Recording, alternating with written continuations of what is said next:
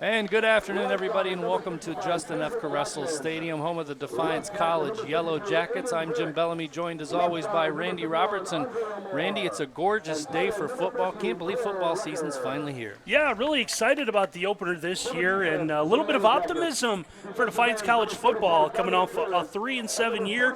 3-7 might not sound that great when you consider that's the best record they've had since 2016. The team that closed with 3 wins in their last 4 games. You know, there's some chances here, and what better way to kick off the season than welcome in the number 2 team in the country, and I think probably the most recognizable name of Division III football here this afternoon. You're absolutely right, Randy. This is season 109 of Defiance College football. First time the Jackets have been home to start a season since 2018, but as you mentioned, they welcome the number 2 team in the country, the Purple Raiders of Mount Union, the defending, I guess, runner-ups for the Natty, but it's not to say that this isn't an extremely successful team. They've won their fair share of national championships. Yeah, and I think I could say it for the most part, when you hear someone say Division III football, I think the first thing that comes to mind is Mount Union. Mount Union might not be the defending champions, but this is a program that's been the most sustainable Division III. You know, North Central beat them in the national championship game last year. You know, there's schools like Mary Hardin Baylor, Wisconsin Whitewaters made a run. But when you talk about Division III football, the first thing that comes to mind is the purple and black of Mount Union. And I think what's the most impressive, not just the fact that to the layperson Mount Union basically is synonymous with D3 powerhouse, but the fact that they've sustained success for as long as they have. So let's just dive in a little bit to the Mount Union team, and let's just talk about the success they've had over the years. Yeah, sorry, Jim, go ahead. Just going to say that, they've been a gold standard. Last year they went undefeated for the 31st time, captured a 33rd OAC title, and appeared in the national championship game. Again, as we mentioned, it's just, when you throw out numbers like that, usually you say a team is successful, you've been to the national championship maybe a handful of times. And you've won a few, maybe you lost a few, something like that. We're talking about a team that's gone undefeated over 20 times, won the conference over, it's incredible the sustained excellence that Mount Union, the Purple Raiders, have had. Yeah, they reload, or in this case, they just bring everyone back, and you take a look at 15 players who saw significant playing time in that national championship game back. You got Braxton Plunk, senior quarterback, who was a semifinalist for the Gardliardi Trophy, which for those maybe might not be familiar, would be the D3 equivalent to the Heisman Trophy. So one of the top athletes. Wayne Ruby, a great receiver that we saw in the game notes, plans on breaking 3 or 4 school records by the time he's done. Oh, yeah. DeAndre Parker, a graduate senior, came back. Could have graduated and that would have been it, but playing this high-level football, Mount Union means so much. Came back for another year to be a part of this. So, this is a team that success breeds success. That's what Mount Union has done, and they find guys, they graduate, and they go out and they recruit guys, whether it be Northeast Ohio, where they're located in Alliance, all over Ohio, or you take a look at the roster. We see Michigan, we see Texas, we see Pennsylvania, we see New Jersey, we see Tennessee on this Mount Union 2 deep. These are guys who want to go play at this place, and if you're a Division III football program, you look at that, and I know that was the reason why this game was scheduled about 4 years ago. You look at that and you go, that's what we want to do, so let's, to quote the great Ric Flair, to be the best, you got to beat the best, and that's what they're going to try to do. That's absolutely I'd woo, but I don't know if I could woo right now. Well, we'd probably blow out a lot of speakers at home on TV, so we don't want to do that this early in the broadcast. Mount Union, the Purple Raiders, again, sustained excellence, a lot of expectations, and oddly enough, it talks about the strength of their OAC conference. They've only got 9 of the 10 first-place votes in the preseason ranking, so, that's a bit, for me, on the outside, that's a bit of a head scratcher. Yeah, the OAC has typically played some really good football. John Carroll, a part of that. Ohio Northern, I believe, a member of the OAC. So there is some Heidelberg Capital. So there's some pretty good Division III football a part of the OAC. So, 9 of the 10. So either someone really is against Mount Union or, they've got some pretty good competition. Oh, I'm sure it's an excellent conference. But Mount Union certainly head and shoulders above the rest, and also one of the nation's powerhouses in Division III football. This is the 7th time that these two schools have matched up. Mount has won all 6 of those contests. The first time that they hooked it up was 1929. So it's been a few years, almost 100 years actually, since the teams started playing each other. And the last time, of course, was last year. Mount Union was victorious 65-0. You look at the high water mark for Defiance College in 94, they put up 10 points, as well as 96, they put up 10 points. So it just goes to show also how good the defense is for Mount Union. They've been shut out pretty much every other time. So, how tough it is to score on this team. Right. They score at will, but the defense also really gets the job done. You brought up those games in the mid to late 90s, and I was talking to Garrett Mansfield, does all the sports communication here at Defiance College, and the same thing. The schedule of those games, Defiance was coming off their best 4-year run there, 90 to 93, moved up to D3, went to the playoffs, coming off a conference championship, and it was kind of the same thought process then. Hey, all right, we think we're good. Let's see. It just so happens that the best team in the nation is a bus trip away. Let's see how good we really are.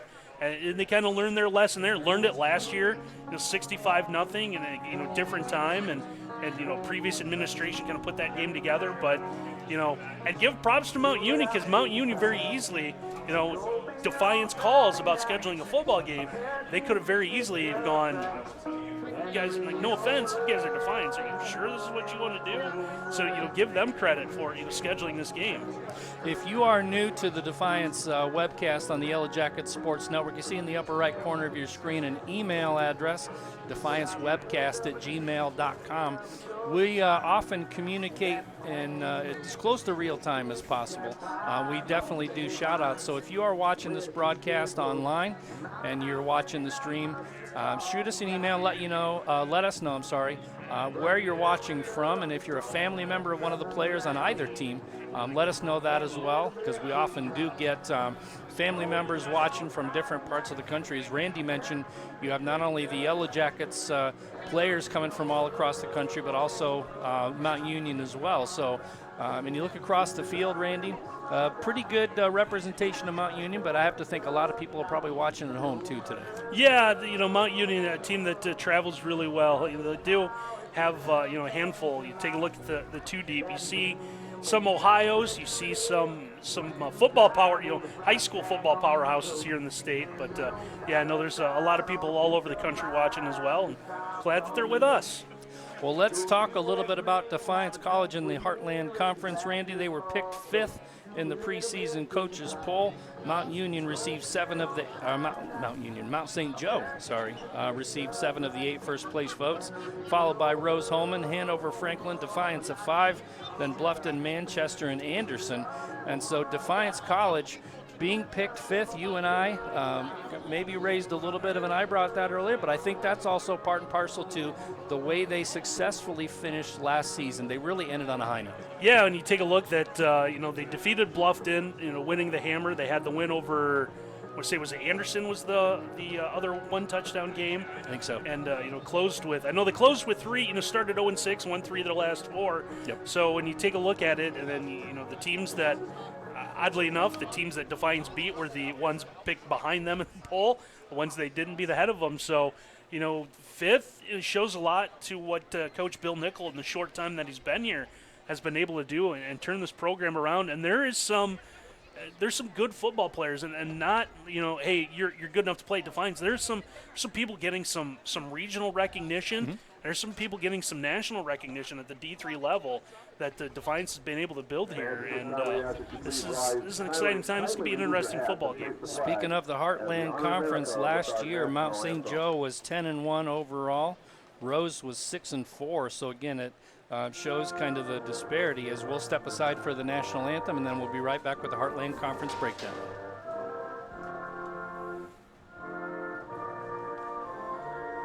And don't forget, we gotta get rosters.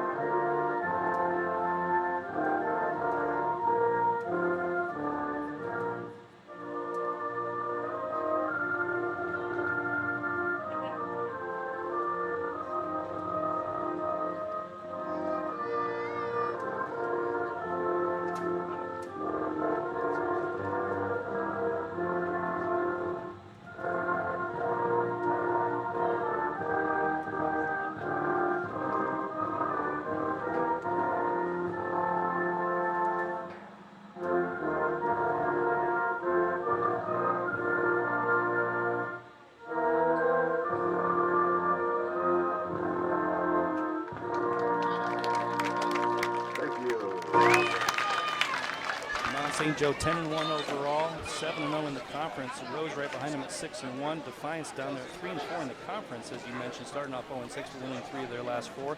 Today and tomorrow's games is what I was going to get to, Randy. Mount St. Joe travels to Baldwin-Wallace today.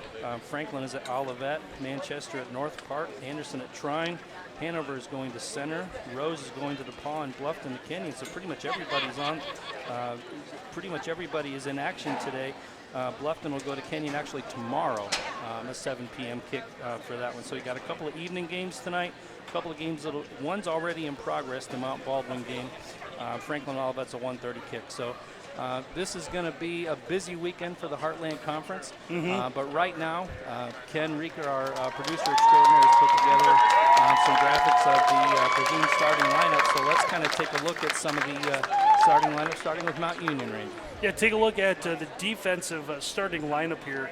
Some names that really stick out. Junior linebacker Rossi Moore, local guy from Lima, Ohio, played some high school ball, Lima Central Catholic.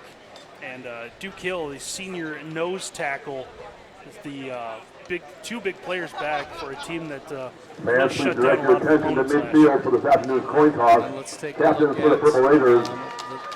Let's look at the next graphic, Ken, the offensive start. Number 9, Braxton Plunk. Yeah, the one thing that sticks out, you take a look at it, Number you see 17, 1, Mason 2, McMillan. 3, 4 Number 0, graduate Duke Hill. seniors coming back for fifth Number year. Part of the 13, reason why they've had the Josh success they Jones. had. We And talked a number little bit about 6, Braxton Wayne Plunk, Ruby. their quarterback. Number He's 5, College Yellow Jackets. Number 9, passing yards. Jordan Wayne Ambrose. Ruby, Number 2, senior wide receiver, Thomas number 6. Coltrane. And number 74, He's done. DeAndre Parker didn't play in the national championship game because of an injury, but another guy that's back, and also some experience in the offensive line. You see 2 seniors, 2 juniors. We got 4 linemen with quite a bit of experience back from Mount Union, so they bring a lot of experience back and expected to have another big year. Defiance College has won the toss. They're They deferring will defer to the second half. So let's flip the script, Randy, and let's look at the Defiance College Yellow Jackets defense. Let's take a look at the defense for Defiance. This is a roster and a unit that got better as the season went on, and a unit they're expecting to really kind of lean on the early part of the season. 3 players, one at each level, that really stick out to me. Guys that we talked about are getting some recognition. It starts with the Richard Pope IV, defensive lineman. Seems like he's been here forever. It's because he is a senior. 2-time first-team All-HCAC player. He's expected to have a big year. Thomas Coltrane, another senior, big linebacker, big hitter, 88 tackles to lead the team last year. Needs 115 to become the school's all-time leading tackler. Not only is he an all-conference player, all-region player as well. And Vashawn Palmer, defensive back, we kind of watched his maturation last year. Really stepped up some big plays, 3 interceptions a year ago. He's going to lead that back. Ladies and gentlemen, Yeah, you know, the big thing is they finally settled on a quarterback ever since it seems like we've been doing these games here at Defiance. It's been an open door, been a rotating door for that quarterback spot. And it's good to see Jordan Ambrose kind of take control, did suffer some injuries, threw for almost 1,300 yards. Tuan Roman, big receiver, junior, is going to be the top guy, 525 receiving yards. Tyshawn Freeman, you see there on the lineup, 6 foot, 240 pounds of bowling ball. I think he came in about 260, 270 when he was a freshman, was running over players. He has done a tremendous job these last few years. He has. Shedding some extra pounds, getting himself a little more movement, getting himself in game shape, Randy. Hats off to Tyshawn, because I know that's something that he's been really working on. Yeah, you know, had some ankle injuries the last couple of years, and good to see them. And see if we can get some shout-outs. We actually have some. We're watching from the panhandle of Oklahoma, watching my nephew Cooper Slow, number 23, get that win. It's one that says, "Go Yellow Jackets." We're watching our son Cole Becker play from here in Texas. Looks like huge thanks to you guys for the top-notch broadcast today. Looks and sounds great. Shout out to all my Mount Union tailgate buddies back in Alliance from 1969 Mount Union grad. I'm trying to read these quickly here. Go Purple Raiders, proud of you. Parents of number 98, Cedric Dixon, Donnell watching Williams from and Dallas, Milton Texas. Rogers back All right, for the again, Purple Raiders. webcast@gmail.com. Can you leave that up on the screen for us? So give us a shout out where you're watching. If you're related to any of the players, we'd love to hear from you, and we'll try our best to say Heidi on the air. Got a ton more, but it's business. Yeah, we got some business to attend to. So here we go with the Jackets kicking off.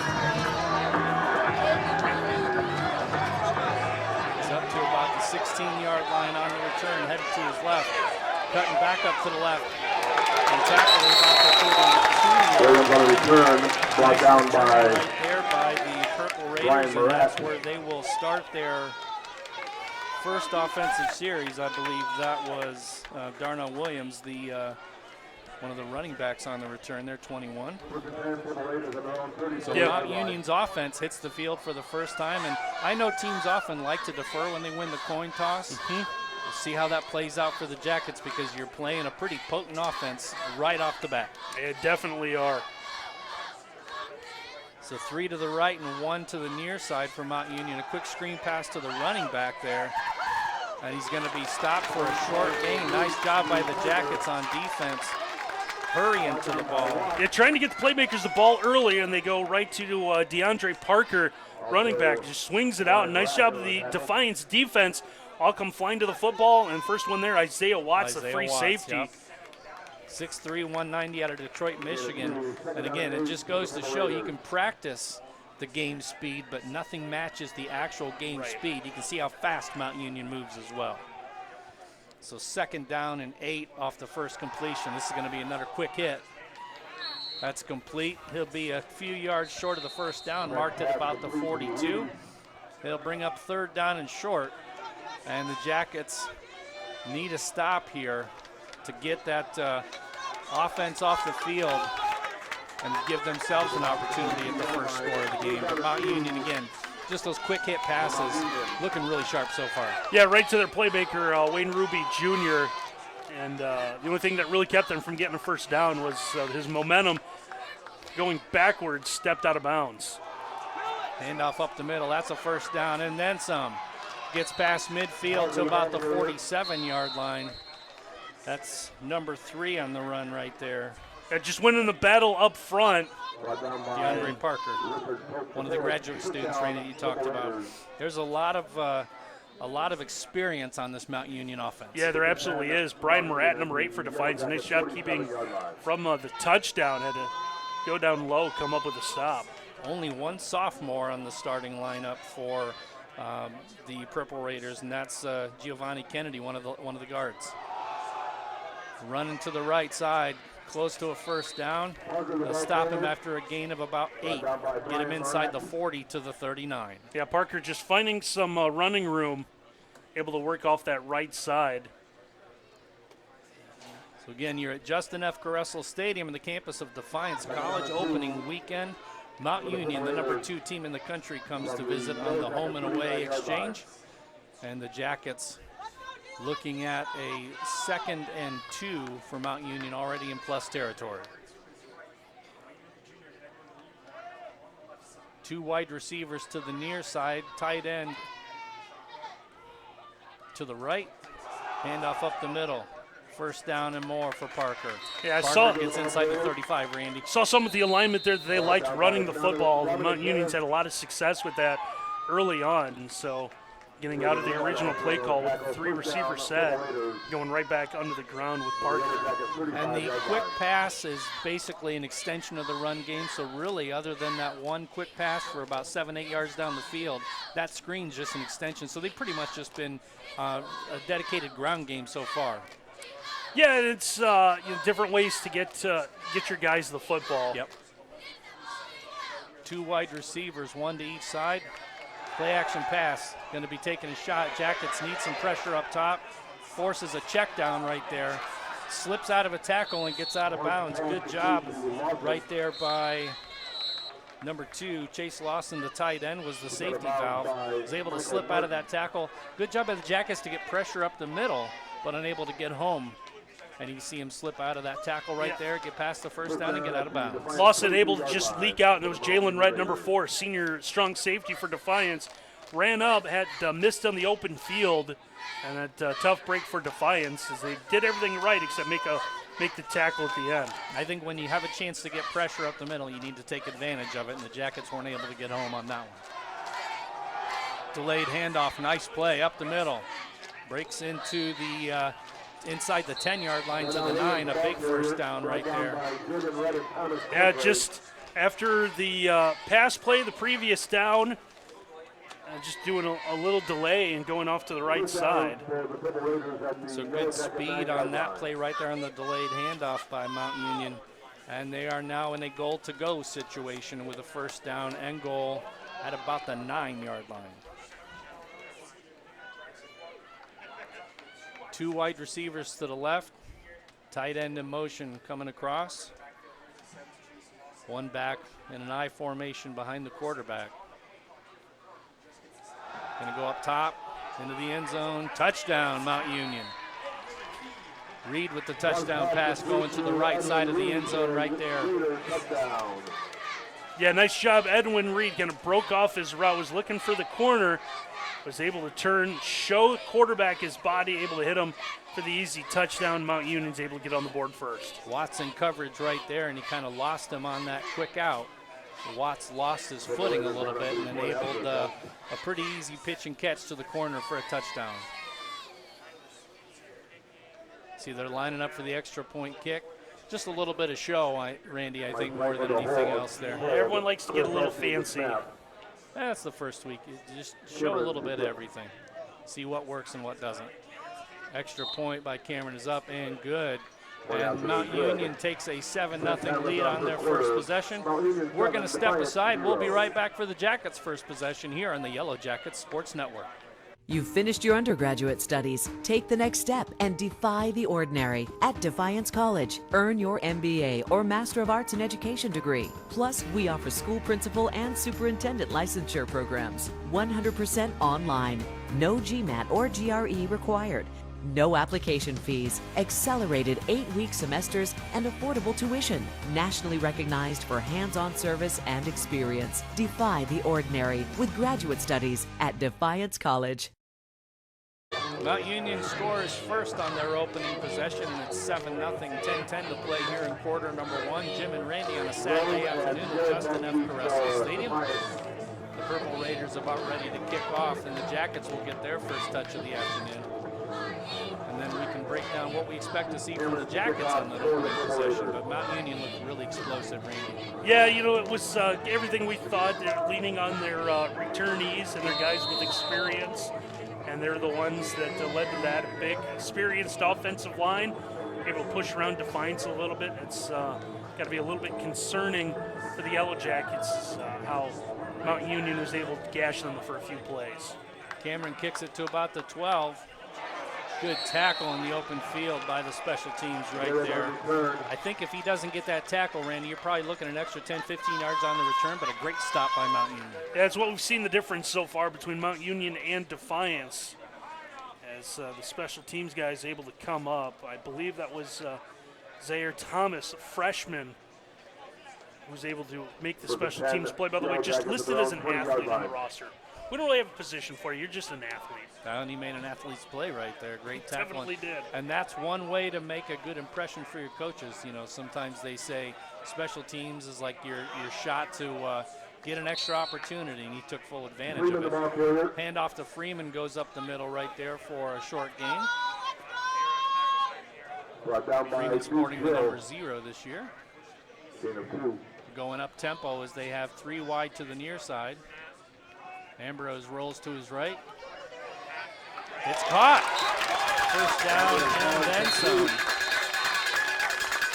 Great catch right there by Deshaun Baldwin. The defense, my bad, Randy. Taiwan Rome, their top receiver, is able to come to it. A nice job with the crossing pattern over the middle. And it's what we saw at least last year, Jordan Ambrose at his best when he's able to move around in the pocket. Also did a lot of this last year. Ambrose with the keeper right there, tries to spin out of a tackle. They'll give him about 4, get him out to the 43-yard line where it's second down and 6. So again, the Jackets running a little bit of tempo here. Good to see Defiance not scrambling a little bit. You saw we've seen quarterbacks run because they haven't had the protection. But early on here, they've been able to set the tone a little bit. First down pass to Record. And the Jackets will move the chains once again. Cole Record, great story. Senior here at Defiance College, a guy that originally came as a quarterback, didn't see a lot of playing time early on, was benched for ineffectiveness, found a home in that tight end, kind of H-back position, has really settled in here this last year. Rolls out, rolls to his left, first down and then some, still on his feet. Inside the 40, inside the 30 to about the 29-yard line. They're actually marking at the 32. He stepped out of bounds there, but a huge first down for the Jackets. Yeah, Big Thing Ambrose there, yes, felt the pressure coming, and this is what sets him apart from the other quarterbacks on the roster here at Defiance. Able to roll out, saw it, was able to make a defender miss, and turn what could have been a sack into a big gain. Taking a shot down the field, incomplete. No flag on the play. That was two players just going for the ball, so good no call right there. Yeah, just bodies kind of leaning into each other. Threw that a little high, but threw it in a spot where only his receiver was going to get it. We've seen quarterbacks kind of float those or maybe throw them short where they've been jumped. But, after the broken play, you catch Mount Union on their heels a little bit, a big opportunity. Why not go for the big shot right there? Absolutely. And he had single coverage. Tawan Rome was the intended receiver. He kind of screened out the defender right there. Faked the handoff, and he's going to be sacked behind the line for a big loss. That's a big-time stop right there for the defenses. That's Von Factor, the junior from New Jersey. Was able to get pressure and was not letting him get away that time. Yeah, Ambrose just nothing able to do there. Right in his face, kind of a read and react. So it's third down in about 15, 7 minutes and 30 seconds to play here in quarter number one. Jackets first possession, they trail 7-0 as the tempo slows down just a little bit.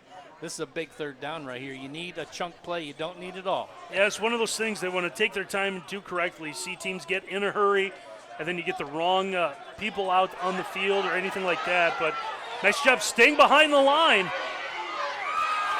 Intercepted on the deep pass right there. Got a flag on the play, though. I think that might be holding against the Jackets. And I get the feeling Mount's probably going to decline that one and take the ball. Well, the line of scrimmage is that might have been an illegal forward pass, too. Yeah, see the flag on the far side of the field, and Ambrose to the near side. So the official was watching all the way down. No, they're going to wave it off. Flag said he was right at the line. So interception by Mount Union. I like the shot right there, though. Yeah, Josh Jones, the senior cornerback from Mount Union, comes up with the interception. Just when we said that Ambrose done a better job throwing the ball where his receivers could get it, was going to take off and scramble, and then saw his man open, stopped, set his feet just under, threw it a little bit, and a tough break for Defiance. It's had something going, especially when last year, you were shut out against this team. You want to kind of make a statement. Maybe you can match them score for score, but a tough break for Defiance. The offense was clicking. It was. I mean, they were looking good. Ambrose was a big part of that with his legs, but the passes were crisp. Yeah. The tempo was working. So, it's definitely something that you continue to build on as the year progresses. Yeah, best we've seen the offense look in about 2-3 years. Faked handoff going across the middle, wide open on the crossing route. Get to the 30, to the 40, and down to the 42-yard line. Good job right there by the Mount. Trey Radford, I believe, number 80, was the wide out who made the catch on that crossing route. Again, the separation. Yeah, just coming across the middle, able to get a little bit of room, and ends up coming up with a big play. 6.5 to play here in quarter number one. Mount Union's second possession. They hit pay dirt on the first one. They lead 7-0. Jackets had their chance on the third and long. Took a shot to the end zone, but the pass was intercepted. And Mount Union, with bad starting field position, certainly had a big chunk play there to get good field position. Up the middle, close to the 50-yard line. They'll mark him down at the 47. And a gain of about 5. It'll bring up 2nd and 5.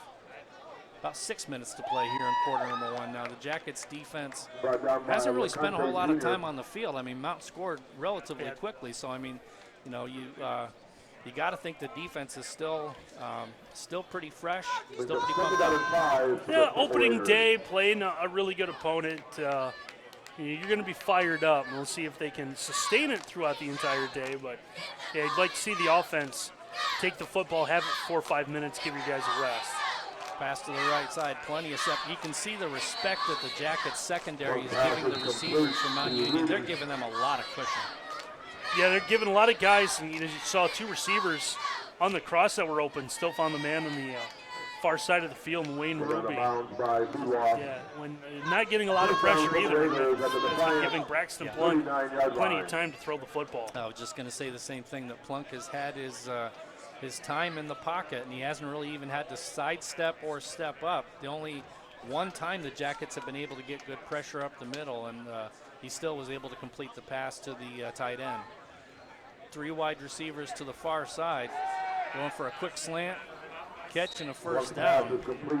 That'll be Wayne Ruby Jr. I'm sorry. They'll give him about 6 on that play right there, so it'll be 2nd and 4. Yeah, nice job again. Wayne Ruby turns the shoulders inside on the slant right away, gives the quarterback a target, and when you're able to have that whole midsection to throw into, makes completing passes a lot easier. And again, mention the cushion that the secondary is giving the Mount Union receivers. You know, if you play press, then they might beat you over the top with the play action. So it's tough. Here's a crosser going over the middle. They got him close to a first down. I think they'll give him the first down by about a yard right there. Yeah, Radford just able to come across the middle. And Defiance has had some trouble with these today. And Radford just enough knew where the sticks were at and able to reach out and get the first down. Very heady players on the Mount Union squad. No real surprise that they know the distance to run those routes, get it just past the chains. So first down inside the 30. Mount Union on the run again. Quick out, complete. That's going to Terrell Sanders, the senior from Indianapolis. Give him about 6, maybe 7. It'll bring up 2nd and short. There's things that you work on in preseason. All been timing routes here on this drive for Mount Union.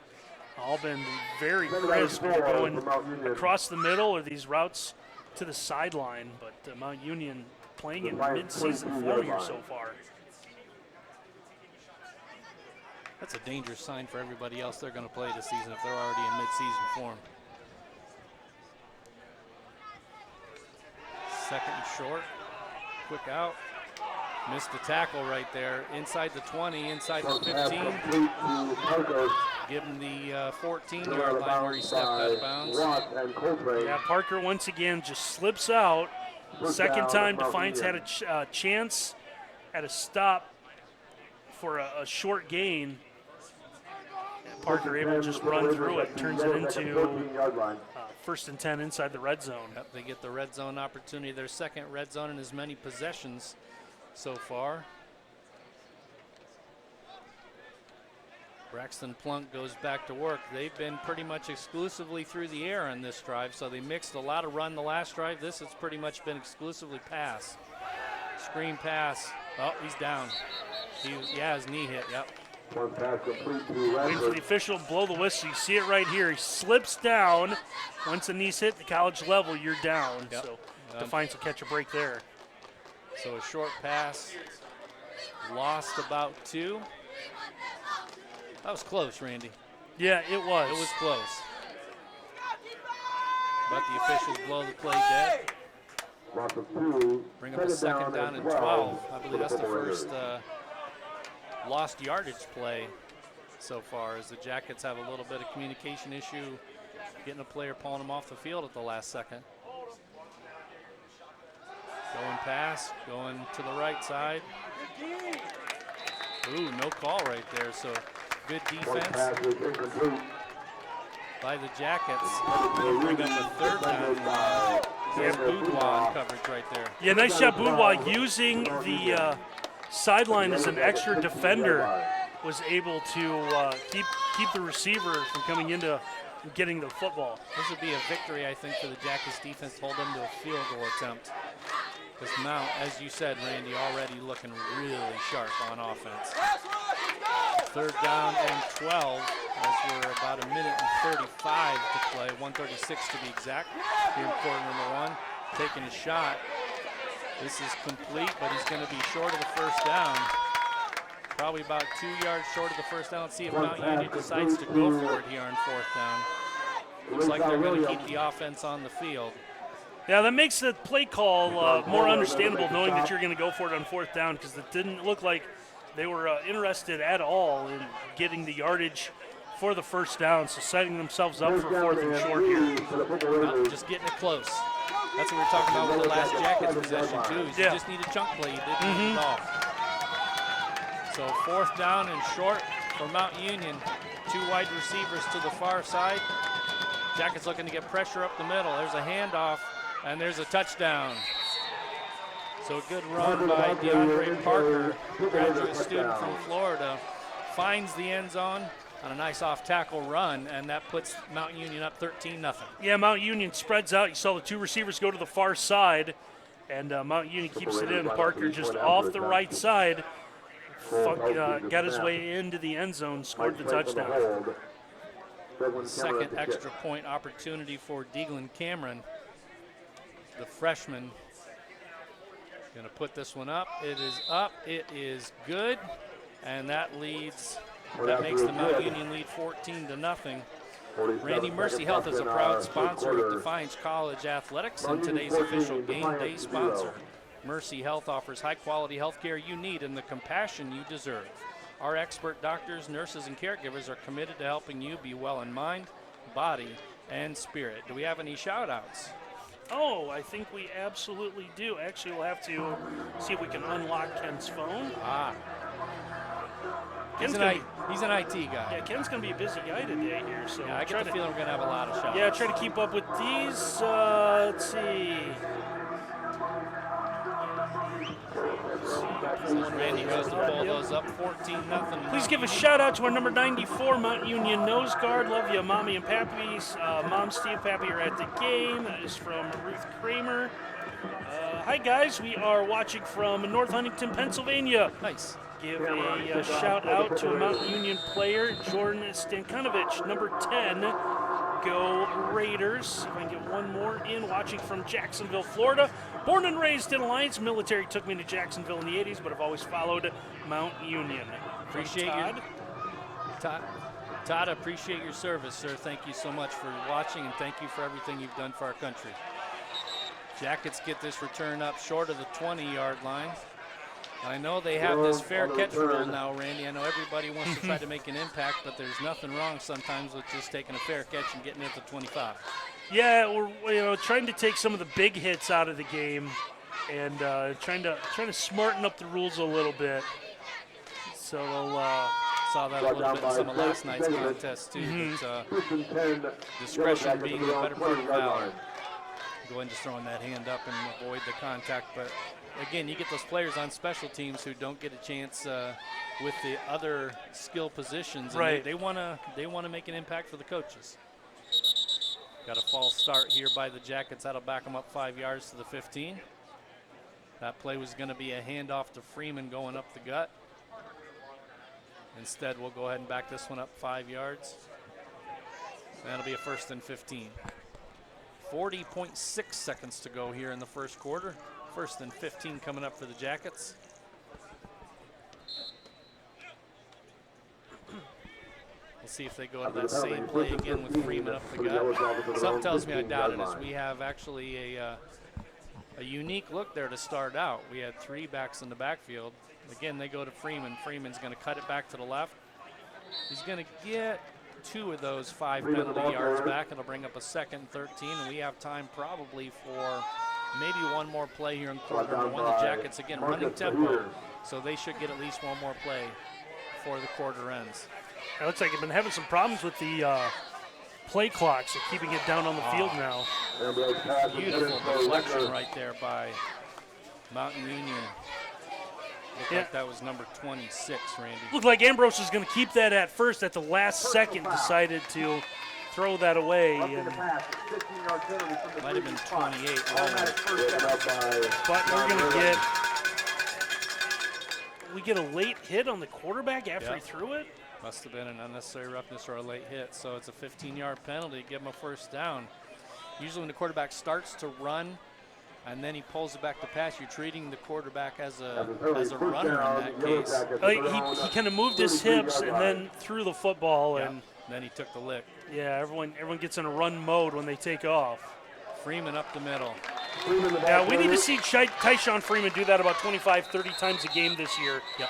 Doesn't need to have the big gashing play, but if he can pick up 4, 5, 6 yards and just run like that every time he touches the football, it'll be successful year offensively for the Yellow Jackets. Another flag on the field here. That's why the clock stops with 7 seconds to play. Personal foul. Face mask. Got a face mask on Freeman at the end of that. So there's another 50. So 30 yards in penalties so far. Give the Jackets the ball in plus territory. They'll wind the clock and the quarter should probably be over after that snap. But again, just 2 uncharacteristic penalties for Yeah, we saw Defiance drive the field the first possession, and now getting helped out 30 yards in penalties here. Freeman's going to get maybe a yard. Freeman, the ball carrier. Going to get just past the line of scrimmage, so they'll mark him at about the 46. And the quarter comes to an end with Mount Union up 14-0. We're going to step aside. You are watching Mount Union versus Defiance College on the Yellow Jackets Sports Network. Charles River and Spencerville, the premier pharmaceutical research facility in Northwest Ohio, is expanding operations and looking for high school and college graduates to grow with us. Visit jobs.criver.com to apply today for excellent pay and benefits with no experience necessary. At Defiance College, you'll find endless opportunities to explore new subjects and new ideas, to travel to places you've never been, to become a leader. Defiance College offers an education that defies the ordinary college experience. Welcome back to Justin F. Caressel Stadium. It's 14-0 Mount Union. Randy, BSN providing all of your Defiance College gear. We remove the hassles related to purchasing uniforms, equipment, and spiritware, and anything else your athletic program needs, giving you more time to impact lives on the field. Visit us on the Defiance College Athletics website. Also, I can speak for BSN, the polo shirt I'm wearing from BSN. Nice. Bought some gear from them, so find which side it's on. There's the Yellow Jacket. Went with white. I know it's, if anyone knows me. It's not Labor Day yet, so you're okay. Yeah, well, the white, we'll see how white the white stays. But Irene Briggs with a shout out. My spiritual grandson, Defiance quarterback Jordan Ambrose. Go, Jordan. From Grandma, Dr. Briggs here. See we are at here. Hi, we're watching from Fairhaven, New Jersey. Our son, Von Factor, number 5, plays for Mount Union. We have another one saying, go Yellow Jackets. Shout out one of my close brothers, Marquez Washington on Defiance. Big slant pattern right there, caught for a first down. And a nice run after the catch right there by Jalen Warren, the junior from Florida, as the Jackets again run tempo. Oh, nice cutback right there. Yeah, this is the change of pace we're going to see Defiance do at running back, as Jacob Deisler, the local product, the sophomore from Paulding, able to, he's going to bring the speed that Freeman's not going to be able to. Thunder and lightning. It is. It really is. And saw a little bit of this last year when Freeman went down with an injury. Deisler stepped up and played some pretty big games. Good job by Will right there to get a couple extra yards after contact. Bring him down to the 31-yard line. It'll bring up a third down and about 5. Yeah, I think that's a play where this is going to be 4-down territory. They're set up, third and 5. If you don't get it, you'll at least gain some positive yardage, set yourself up for a 4th and manageable. And again, I think that's another lesson the Jackets will learn as the season goes on. This is a gettable third down right here, but even like a 3rd and 15, you don't need all 15. Ambrose gets tackled for a short loss on the play. Good job by big number 0 right there, Duke Hill, the senior from Memphis, Tennessee. Yeah, gets his hand around the feet. One of the defensive linemen that we highlighted in our pregame, one of the 15 returning starters off a team that appeared in the national championship game. Ambrose, a nice job. Keep that to a minimal loss of just a yard. So still a manageable at fourth and about 6.5. Ambrose gets the shotgun snap, hits a crossing route, and that's going to be a first down for the Jackets, just inside the 25 to the 24. Nice pitch and catch right there, and a first down. Yeah, Deisler knew where to go. It just quickly came to a stop, turned around, showed that he was open, able to come through with a big play. Trying to run tempo right there. The offensive line was ready to go, but the ball was not snapped, so that'll back them up 5 yards. That'll make it another first and 15. Not insurmountable for the Jackets. They've shown that they haven't hurt themselves too bad with penalties so far today. Just a couple of false starts, I believe, and they've been able to make good on that lost yardage. This offense, they're making some strides. Yeah, especially going up against a defense the caliber of Mount Union. Yep, they just need to put some points on the board to show the fruit of the labor. Ambrose shotgun snap. Going to take a shot downfield. That's going to be a little bit overthrown. Good pressure coming in by Rossi Moore, the junior from Lima, Ohio. Got the hit on the quarterback right there as he was releasing, but that one was a little bit too tall. Yeah, but what I like to see there is, again, thrown in a spot where only one guy was going to get it, and that was going to be his guy. I believe Jalen Warren, the junior from Florida, the intended target there. But it's a little too much looking for the corner, but you don't mind overthrowing a ball like that, living to see another down. And he wasn't able really to step into it because he had the pressure coming up the middle. Sloan gets the run and a good tackle right there. It's going to be a loss here, and it's going to bring up 3rd and long. Yeah, Mount Union read that. A good job by Defiance, stretching it out, running that stretch play to the far side. But the defender stayed at home, came up with a big stop. Here's what we're talking about. You don't need everything on 3rd and 13. You can get 8, 9, 10 yards of this as we get an offense. That should be a free play. Take your shot. Going for the end zone. Oh, incomplete. Good effort right there by Mike Martin. This one's a free play. You're getting that 5 yards. Michael Martin, another one of those guys that's been here quite a bit. That was close, Randy. That was a beautiful ball. Had one hand on it. Ambrose has really worked on the passing. That was probably the worst of the passing. We knew about the running. We could see that. Yeah. I was throwing the football at times just a little questionable, but he's really stepped up and really improved the throwing part of the quarterback position. 3rd and long. Ambrose rolls to his left. He's going to get slung down by 3 Raiders right there. Excellent job by Caleb Brown, the sophomore, I believe, was the first one in to get that hit. And that'll bring up a 4th and long, and now you're kind of in a tough spot because you're too far to kick. It's a long way to go. I think you punt and just try to pin him back. Defiance. They're keeping the offense out there. Send a unit out there, then change their mind. See what they elect to do here.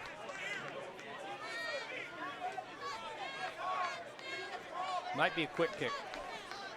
They've done that a few times too. Yeah, they're going to switch up. Yeah, that's exactly what they're going to do. We saw Record do this last year. Blocked.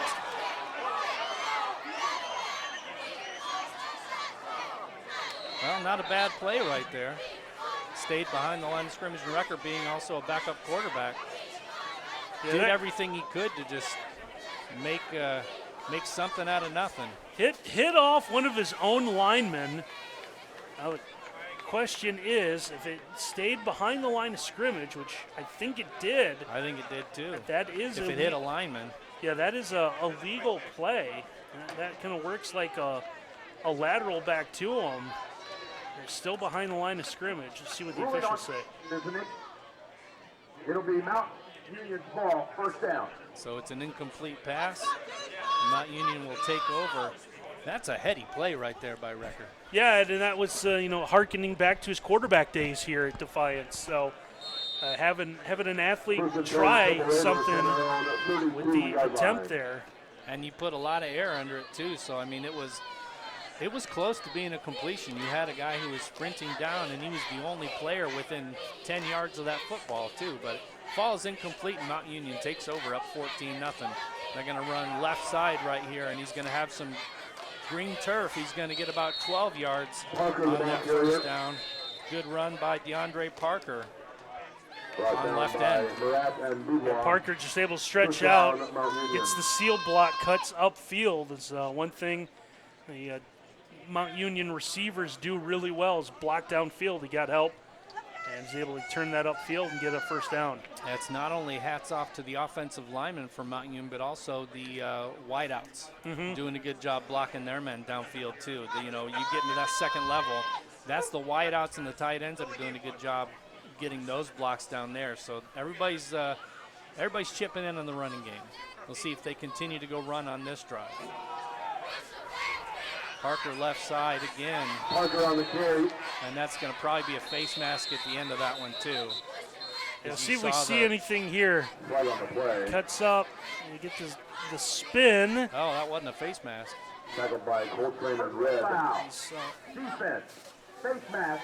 Number 4. 15 yards from the Ooh, I don't know about that one. and Jalen Red just kind of reached out when he ran by him, and I think we're going to get Well, the they called it 5 yard. yeah. Yeah, just the graze of the mask.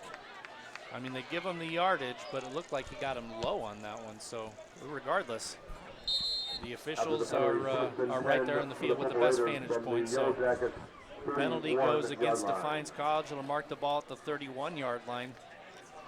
Quick moving Mount Union team with 10 minutes to play here in the first half, up 14-0.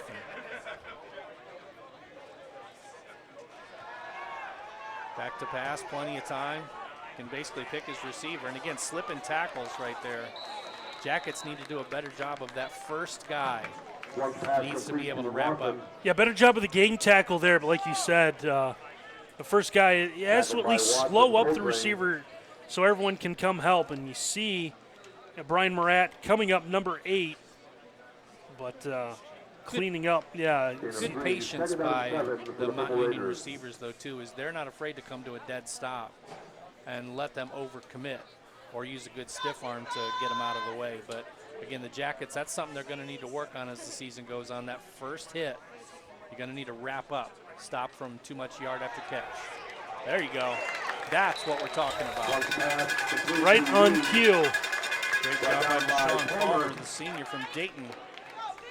That's a good hit and stick right there. Yeah, the block actually didn't help out. As defensive back was kind of blocked right into. Palmer was kind of blocked right into the receiver. Palmer was just able to disengage on the block, end up making the stop. Third and long for Mount Union, 8:35 and counting here in the first half. In Mountain, no big hurry. Braxton Plum continues to lead the team. As Parker to his right, 2 wide receivers to the far side, 1 to the near as he drops back to pass.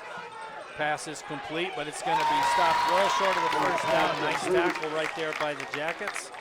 And that'll bring up a 4th down, and we'll see what the Mount Union team decides to do. It looks like they're going to keep the offense on the field again. Yeah, good closing speed out of Brian Murat, number 8 for Defiance, able to bring him down, set up this 4th down.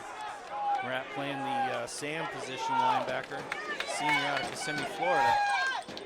I have family in Kissimmee, Florida. Great area. So 2 to the left, 2 to the right on a 4th down. Jackets. That's incomplete, and that'll be a turnover on downs. Mount Union turns it over. I don't think you're going to see a whole lot of field goals today out of Mount Union. No, I don't. Yeah, early on you're not. The big stop out of Defiance there, that would have been right around 49, 50 yards. Yeah. If they would have tried it from there. So while we have thought about getting some more shout outs, we have the stoppage. Let's say hi to some folks. Let's continue to roll in. So want to catch the ones from pregame if we can. My sister's on the Purple Raider cheer team. Let's go Charlotte. That's a shout out we don't normally get. So Yeah. I'm glad that somebody wrote that in. We're watching our baby boy, Caleb Renard, number 33, Mount Union from Wisconsin. And we have one, go number 8. Some text coming up here. Another running back coming in the game for the Jackets, Randy. Brought down This time you have by Von Becker. Kari Hurt, number 26, getting the carry. Got to get rid of that ball. Instead, he's going to hold on to it, and Ambrose is going to get sacked. Yeah, For a 2-yard loss. First possession of the game, Jordan Ambrose did a nice job scrambling or getting some designated run plays. And the Mount Union defense, ever since then, has done a better job containing Jordan Ambrose, making him stay in the pocket. It's led to some losses here. Defiance offense runs better when Ambrose is able to run around and kind of create some plays on his own. Yep, they've done a good job of establishing the edges, not allowing him to cut out. So you're forcing him to stay in the pocket, and then you just get the nice pressure up the middle without the blitz. Ambrose again feeling pressure, and he's brought down for a short loss. That's number 7, Caleb Brown, the sophomore out of Maryland, getting the stop, and I think we're going to see the punt team here. I don't think this is 4-down territory. No, not when you're backed up as far as you are. Bringing pressure off the edge that time for Mount Union. You see on the replay there. Good pressure from the outside. Nick Turner. It's just good, solid defense. Those Jackets are late getting a couple players on the field. 6 minutes to play here in the first half. Kind of an important guy, ran on punt protection. We get a timeout. I think they're I think Defiance had discombobulated. had some problems with. So here's a shout out, Nick Gindra, watching from Mogadore, Ohio. Proud parents of Asia, number 79 for Defiance. Go Yellow Jackets. A shout out from Jillian. Shout out Brayton Tozier, number 10 for Defiance College. We are watching proudly from Camp Lejeune in North Carolina. Looks like a few more coming in here. Watching from Mount Vernon Nazarene University for my brother Mount Union's team, number 12, Jazz Jackson. Our family loves you, and we are proud of you. Shout out to RNO. Bigums will show out from Benji. And it looks like we'll get back to the punt here. So on 4th and 16, the Jackets will kick. Almost got the block right there. Gorgeous kick. Fielded at the 29. Trying to get some positive momentum going, and he moves it up to about the 39. So about a 9-10 yard return. Good pressure up the middle. You see he was almost blocked right there, but a gorgeous spiral kick. Good starting field position for the Raiders. But again, that's a good job flipping the field. Something, again, that the Jackets look like they made a conscious effort to beef up their special teams a little bit this year, too, because the punting was a little bit of an adventure in years past. Yeah, nice punt. Matthew Bullino was able to really pin him deep. Did get a decent return, so Mount Union still get pretty good field position out of this. Everybody within about 10 yards of the line is actually about 5 yards of the line of scrimmage. Playing a little bit more press coverage as they're going to take a shot. Downfield. That's good coverage right there. No flag. Yes, sir. Didn't make contact. A little bit of face guarding, but not enough to draw the laundry. Yeah, I think that's got the ire of some of the Mount Union offensive coaches a little upset. You see him walking down to where the line of scrimmage was at, but Isaiah Watts, number 1, stepped up and knocked that one away at the last second. So 2nd down and 10. 5 minutes, 38 seconds to play here in the first half. Mount Union up 14-0. The Jackets have, it's 14-0, but the Jackets have looked pretty good so far today. Yeah, the offense has done everything right except stick the ball into the end zone and score. Defense, we've seen plays like that. Parker's had some chunk plays. It's one of the things that Defiance defense would like to work on at halftime. Parker gets 9 on that carry right end right there. Gets them up to the 48. They need the 49 for the first down, their own 49. And we're dipping down to 5:15 to play here in the first half. 14-0 Raiders lead, and they have the ball. They were stopped on their last drive on a 4-and-out in plus territory. Jackets run up the middle. Plenty of room. Yeah, Parker just able to. He's the real deal. Yeah, leaning on that, that experienced group we talked about. 4 of the 5 linemen back from last year. Yeah. The 2 juniors, 2 seniors, and when you need, especially short yardage situation like a yard, just leaning on those guys and moving the pile and winning the battle of the line of scrimmage. So first down and plus territory for Mount Union. They lead 14-0 with 4 minutes and 30 seconds to play here in the first half. Plunk takes the shotgun snap, hands off, and another big run for a first down by DeAndre Parker. It looks like once he gets to the line of scrimmage, he's got a players ready to get a hand on him, but yeah, he just eludes the tackler. A couple of opportunities there. One was Richard Pope IV, number 42.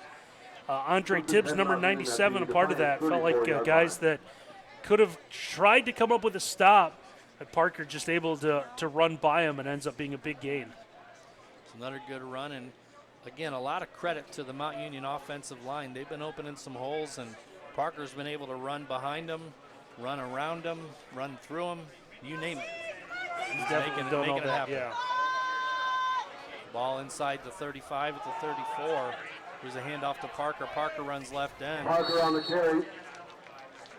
Got tackled high, but by the jersey, not by the face mask, so you don't see the laundry on the field. Yeah. Again, good downfield blocking. You see the wide receiver right there taking care of business. I believe that was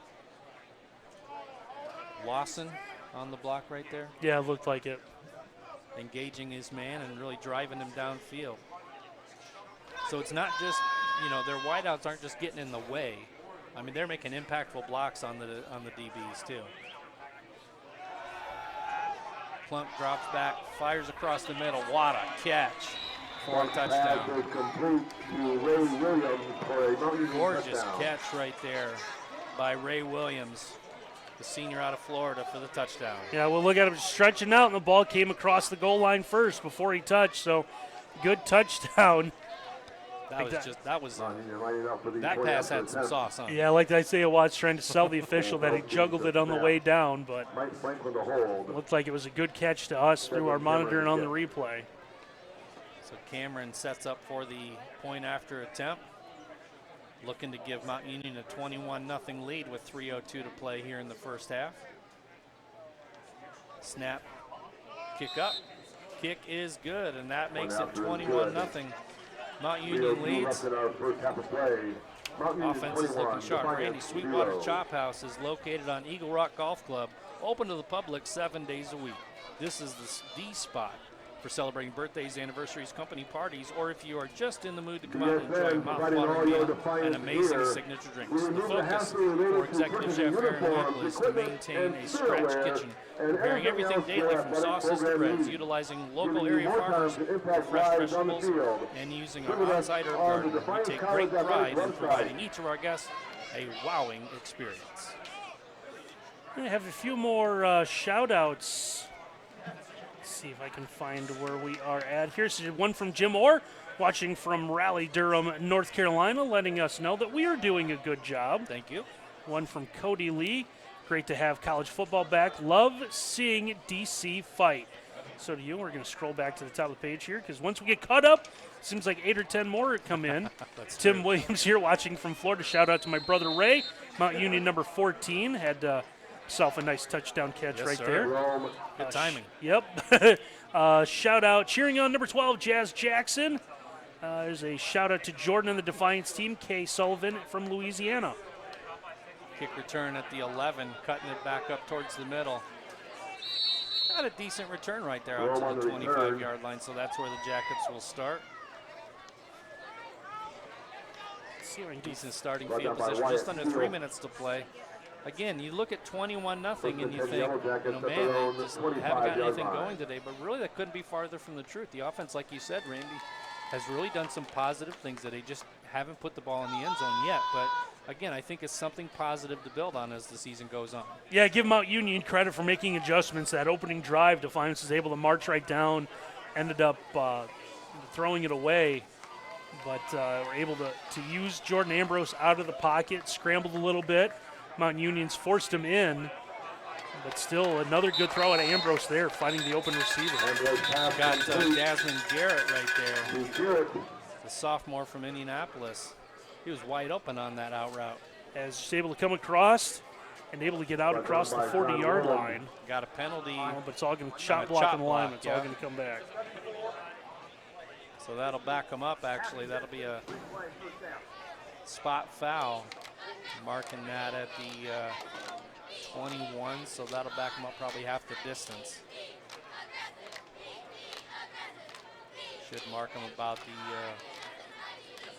the 14-yard line. We'll see. The officials still haven't chosen. Well, the officials mark this back. We want to say more shout-outs here. Go Mount Go, Michaela from Streetsboro, Ohio. Here's PJ Martin. Let's go, Makari Biggums. Number 5 Beast Mode from Mama PJ. Watching in Cali. All right. Handoff going up the middle. Solid lick right there by the interior defense of Mount Union. Stopped for virtually no gain. Jacob Diesler on the carry. Diesler goes up the middle. Gets Brought down popped by right Duke there. Hill. Might have been Duke Hill, number 0 on the stop. That was a solid shot. Yeah, he really took a big lick there. Shoulder pad to shoulder pad right there. There's nothing quite like it. Man in motion. Ambrose backs up, gets pressure up the middle. He's on the run, and he gets tackled for a loss right there. Good job by Brought number down by 1 Rossi for Moore. Mount Union. That would probably be Rossi Moore. And now I'm seeing what you're saying, Randy, about the ATH under position. He's an athlete. We get a timeout on the field. That'll give us a chance to thank another sponsor. Aftershock Kart and Equipment. We are your one-stop shop for karts. We sell and service Yamaha, Easy Go, and Club Car. We have stock and custom cars, new and used karts, and a full line of accessories. We can build a kart to your specific needs. We also offer financing through Yard Card with rates as low as 3.99%. Stop by our indoor showroom or give us a call. We look forward to hearing from you for all your karting needs. So timeout on the field, Randy. 2 minutes and 5 seconds to play, and this is a tricky position right here for the Jackets because Mount Union has really done a good job of ratcheting up the pressure and not allowing Ambrose to get his feet going.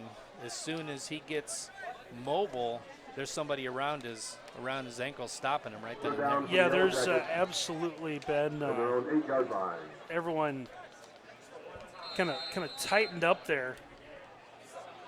It was really. They're down in a country mile here. New quarterback in for the Jackets.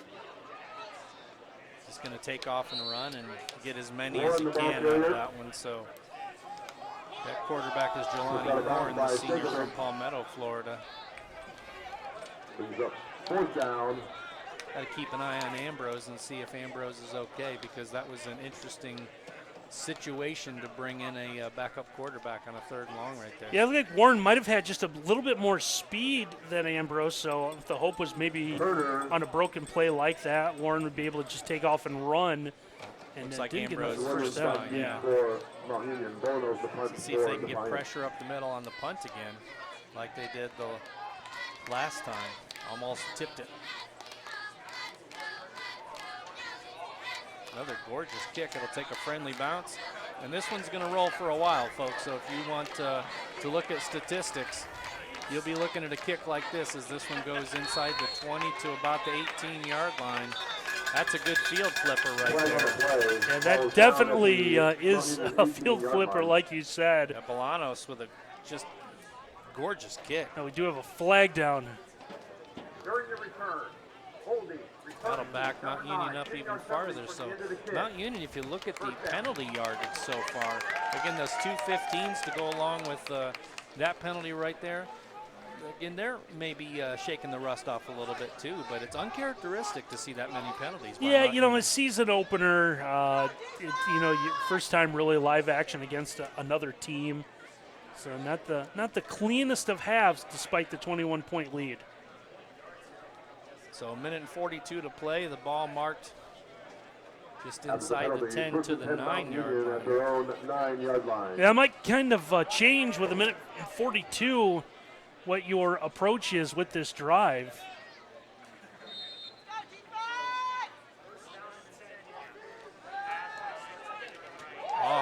Nice defense right there. That pass sailed.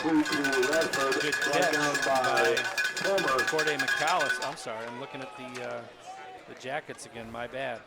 That's going to Trey Radford, the senior.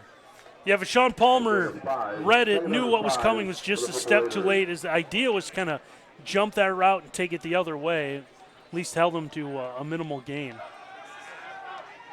Pressure coming. He's able to get it out. And it'll be, he'll have the first down, get it out just past the 20-yard line. He needed to get to about the 19. So they'll move the chains with Mount Union with about 1 minute 10 seconds to play here in the first half.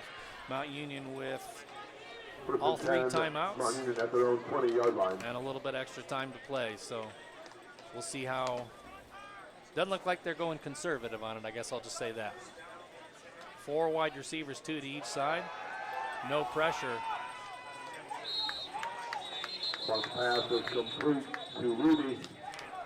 One of the offensive linemen lost a helmet, so we'll have to take a play off. That'll be number 55, Mason Fortner, one of those seniors we talked about, Randy. He'll get a substitution coming in.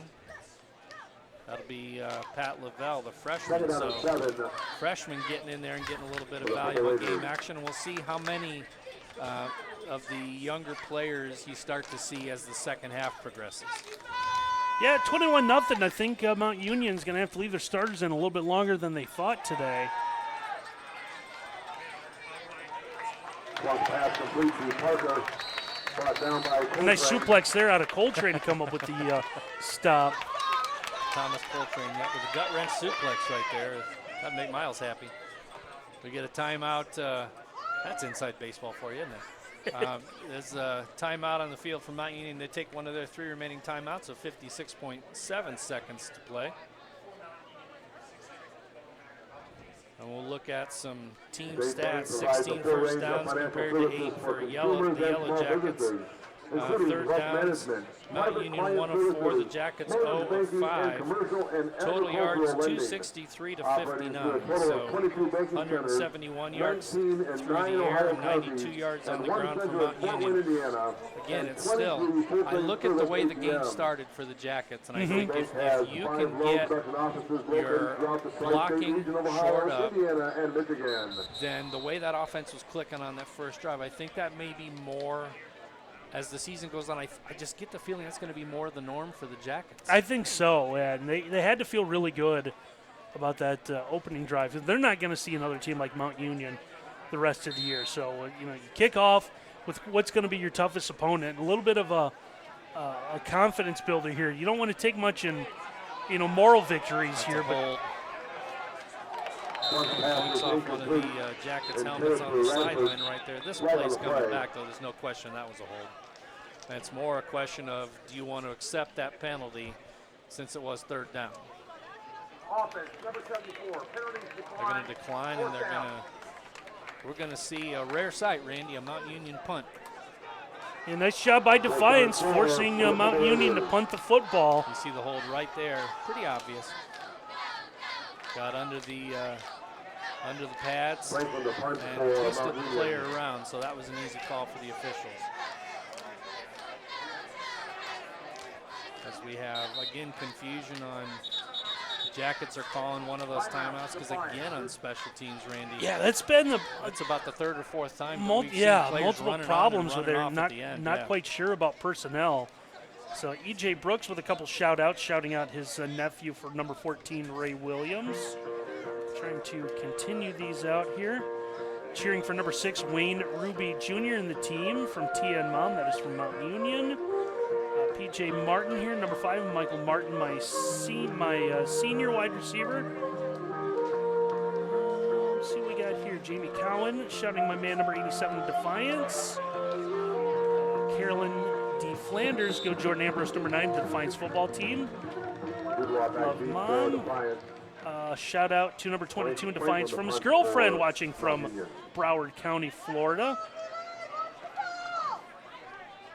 So Mike Franklin's going to kick this one off. He's from Sandusky. Oh, Shankopotamus right there. That one's going out of bounds at the 40. The Jackets are going to have tremendous starting field position.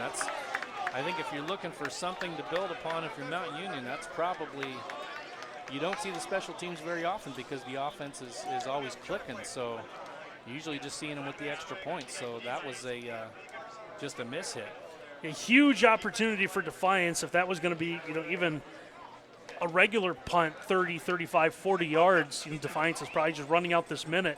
Now 40 yards to go, 44 and a half seconds. Take your shots. Yeah, you gotta think differently here and see what you can do to come up with some points before halftime. Only one timeout left, so you're going to have to work the sidelines. Although, if you're running tempo, you should even be able to use the middle of the field at least once.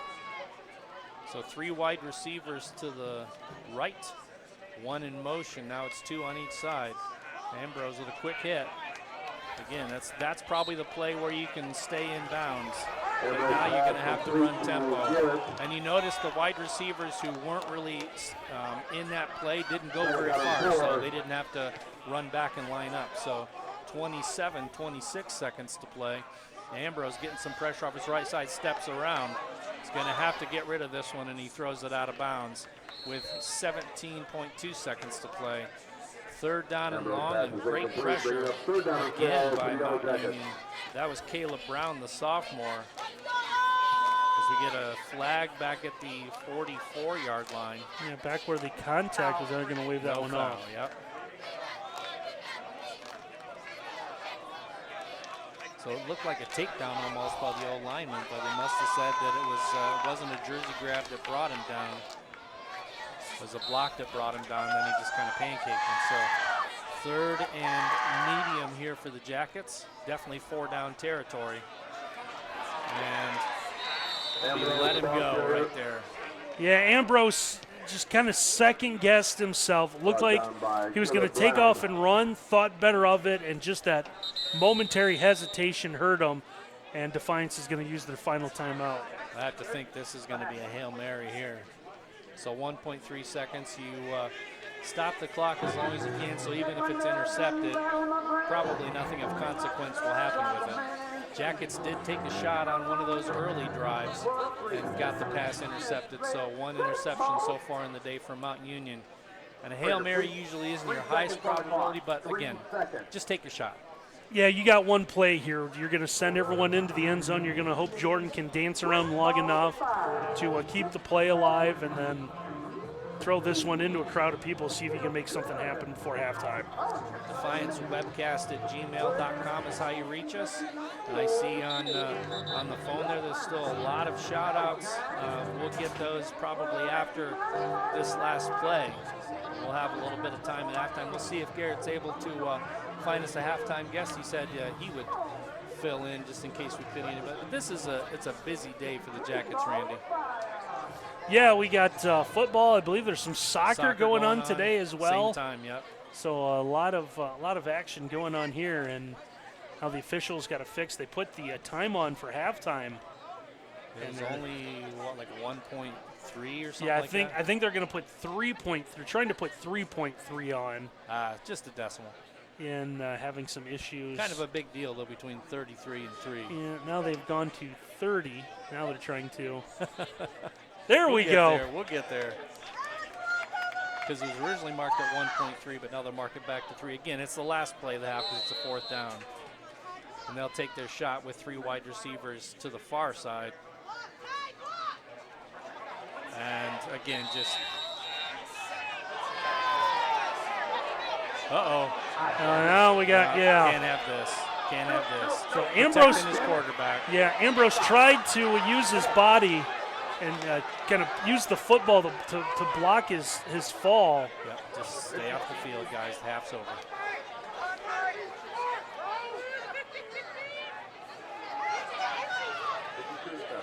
Yeah, this isn't the look you want. Yeah, we'll take a look at this again. You see Ambrose is going to be under pressure. He's going to roll out. See him put the ball down. And he did come down. He's down right there. And you're going to see the hit. And he didn't hear. I don't think there was a whistle blown. So, I mean, you can't really get on the defender for Mount Union. Unfortunately, it's one way in, one way out to the locker room here. The officials, the coaches are going to do everything they can separate these teams, but this is going to get a little chippy. Let's go ahead and take a break. You're at halftime. It's 21-0 Mountain Union leading the Yellow Jackets. We'll be right back with some first half stats and a lot more on the Yellow Jackets Sports Network. You've finished your undergraduate studies. Take the next step and defy the ordinary at Defiance College. Earn your MBA or Master of Arts in Education degree. Plus, we offer school principal and superintendent licensure programs. 100% online. No GMAT or GRE required. No application fees, accelerated 8-week semesters, and affordable tuition. Nationally recognized for hands-on service and experience. Defy the ordinary with graduate studies at Defiance College. You've finished your undergraduate studies. Take the next step and Charles defy River the in Spencerville, the premier pharmaceutical research facility in Northwest Ohio, is expanding operations and looking for high school and college graduates to grow with us. Visit jobs.criver.com to apply today for excellent pay and benefits with no experience necessary.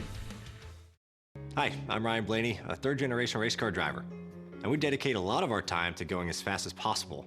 My grandpa Lou is the reason why my dad and I started racing, and I'm really proud to follow in his tracks. But when my grandpa was diagnosed with Alzheimer's, it was a very unexpected bump in the road for us. I've learned a lot on this journey with my grandpa Lou, and the memories of my grandpa will always be with me. And in our family, we're used to getting involved, and I encourage you to do the same, especially when it comes to caring for your loved ones. When I think about Alzheimer's and the impact it had on my family, I recognize that losing a race isn't such a bad day after all. It's important to notice if older family members are acting differently, experiencing problems with their memory, or having trouble with routine tasks. Talking about Alzheimer's can be really tough, but if you notice something, have a conversation with your loved one. Encourage them to see a doctor or offer to go with them. Early detection of Alzheimer's can give your family time to explore support services, make a plan for the future, and access available treatments. If you or your family are noticing changes, it could be Alzheimer's. Talk about seeing a doctor together. At Defiance College, you'll find endless opportunities to explore new subjects and new ideas, to travel to places you've never been, to become a leader. Defiance College offers an education that defies the ordinary college experience. Back out at Justin F. Caressel Stadium at Defiance College, halftime score is 21-0 Mount Union. Randy, there were a lot of penalty flags on the field at the end there, but it really just ended up in offsetting unsportsmanlike conduct penalties. Yeah, we got, like you said, just a little pushing and shoving. That final play of the half, you saw what Jordan Ambrose was scrambling out, and he ended up he wanted to use his right hand to block his fall. The right hand had the football, so he had the football down. Knee never really came down, and then when it did, you saw the late hit from Mount Union that got the Defiance players upset, rightfully so. A little contact there, but we were worried because we saw a couple minutes, the officials bringing their notepads out, writing things down, thinking maybe someone's getting tossed, but end of the but by the time it all boiled down, just offsetting penalties. So we're just going to play on and begin the second half with a clean sheet, if you will. All right, let's thank another sponsor, and then Randy, you'll get to a couple shout-outs, and then maybe we'll take one more break before we break down the first half. I want to thank Mark Motes Ford at our Ford dealership in Defiance, Ohio. We strive to provide you with top-notch service that no one else can offer. Whether you're a new or returning customer, you're going to be treated fairly and welcomed by our friendly staff. We believe in a family atmosphere, and that's because Mark Motes Ford has been family-owned for over 100 years. All right, we'll take a look at some of the shout-outs here. So here is one Go Jackets from number 12, Ethan Quillis' parents in Queens, New York. All right. Bonnie Burns with a shout-out. Shout-out my grandson, number 72 in Mount Union offense from Grandma Bonnie. Let's see. Trying to find out here. Here's Ruth in Mount Union. Didn't include number 94, Garrett Kramer, nose guard for Mount Union, watching from Bellsville, Ohio. I wanted to thank us for broadcasting the game. It's very much appreciated. And you are doing a great job. Appreciate that. That's good. Well, those are the early ones. Now we can get caught up here. Watching your son, number 18, Wyatt Steele, a Raider in Tampa, Florida. Thanks for a well-done broadcast. Another shout-out, Mount Union's Matt Anderson from his family in Scottsdale, Arizona. Yolanda Judge, shout-out Caleb Brown, number 7, Mount Union. Love you from Mom. Patty with one from Clayton, North Carolina. Go Purple Raiders. Coach Montgomery, class of 77. Let's see, Ruth Comcast. Our son, Wyatt Steele, is number 18 on Mount Union. Go Raiders. Thanks for streaming the game. And there is one. Good job, Matthew. Love you, Grandma. Here is go Mike, number 7, Defiance College, watching from Nashville, Tennessee. Tara with a shout out. Tara from Glendale, Arizona. Shout out to her son Michael and all the Mountain Union team. Go Raiders. Is Jamie Cowan. Shout out Trey Morrell in DC, watching from Kentucky. So we can add that to the list of states. There you go. Shout out to the Warren twins, Mom and Dad. Love you. Let's see. Trying to get more shout outs. And our final one is from Caden. Let's go, Brandon. Number 4 on the field, number 1 in our hearts. Caden and Tori. All right, we're going to step aside, and then when we come back, we'll give you some first half stats and get you ready for the second half. You're watching Mount Union versus Defiance College on the Yellow Jackets Sports Network.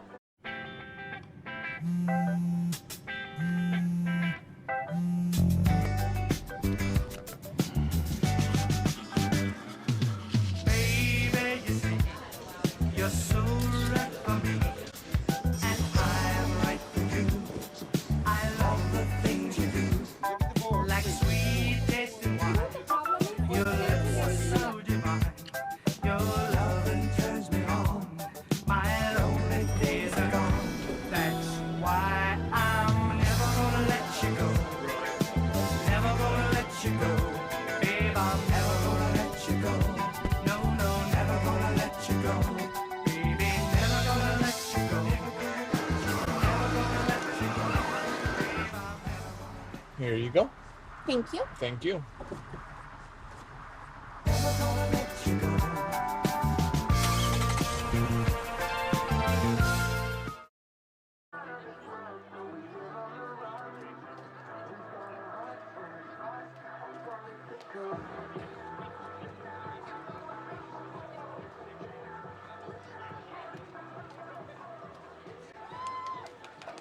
Let's hear it for Ariel and Icon.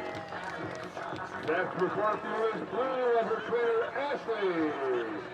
Ashley is a professional dog trainer by day, and together with her amazing border collie, Cattle Dog Blue, they have qualified for several world championships. Let's get loud for Ash and Blue.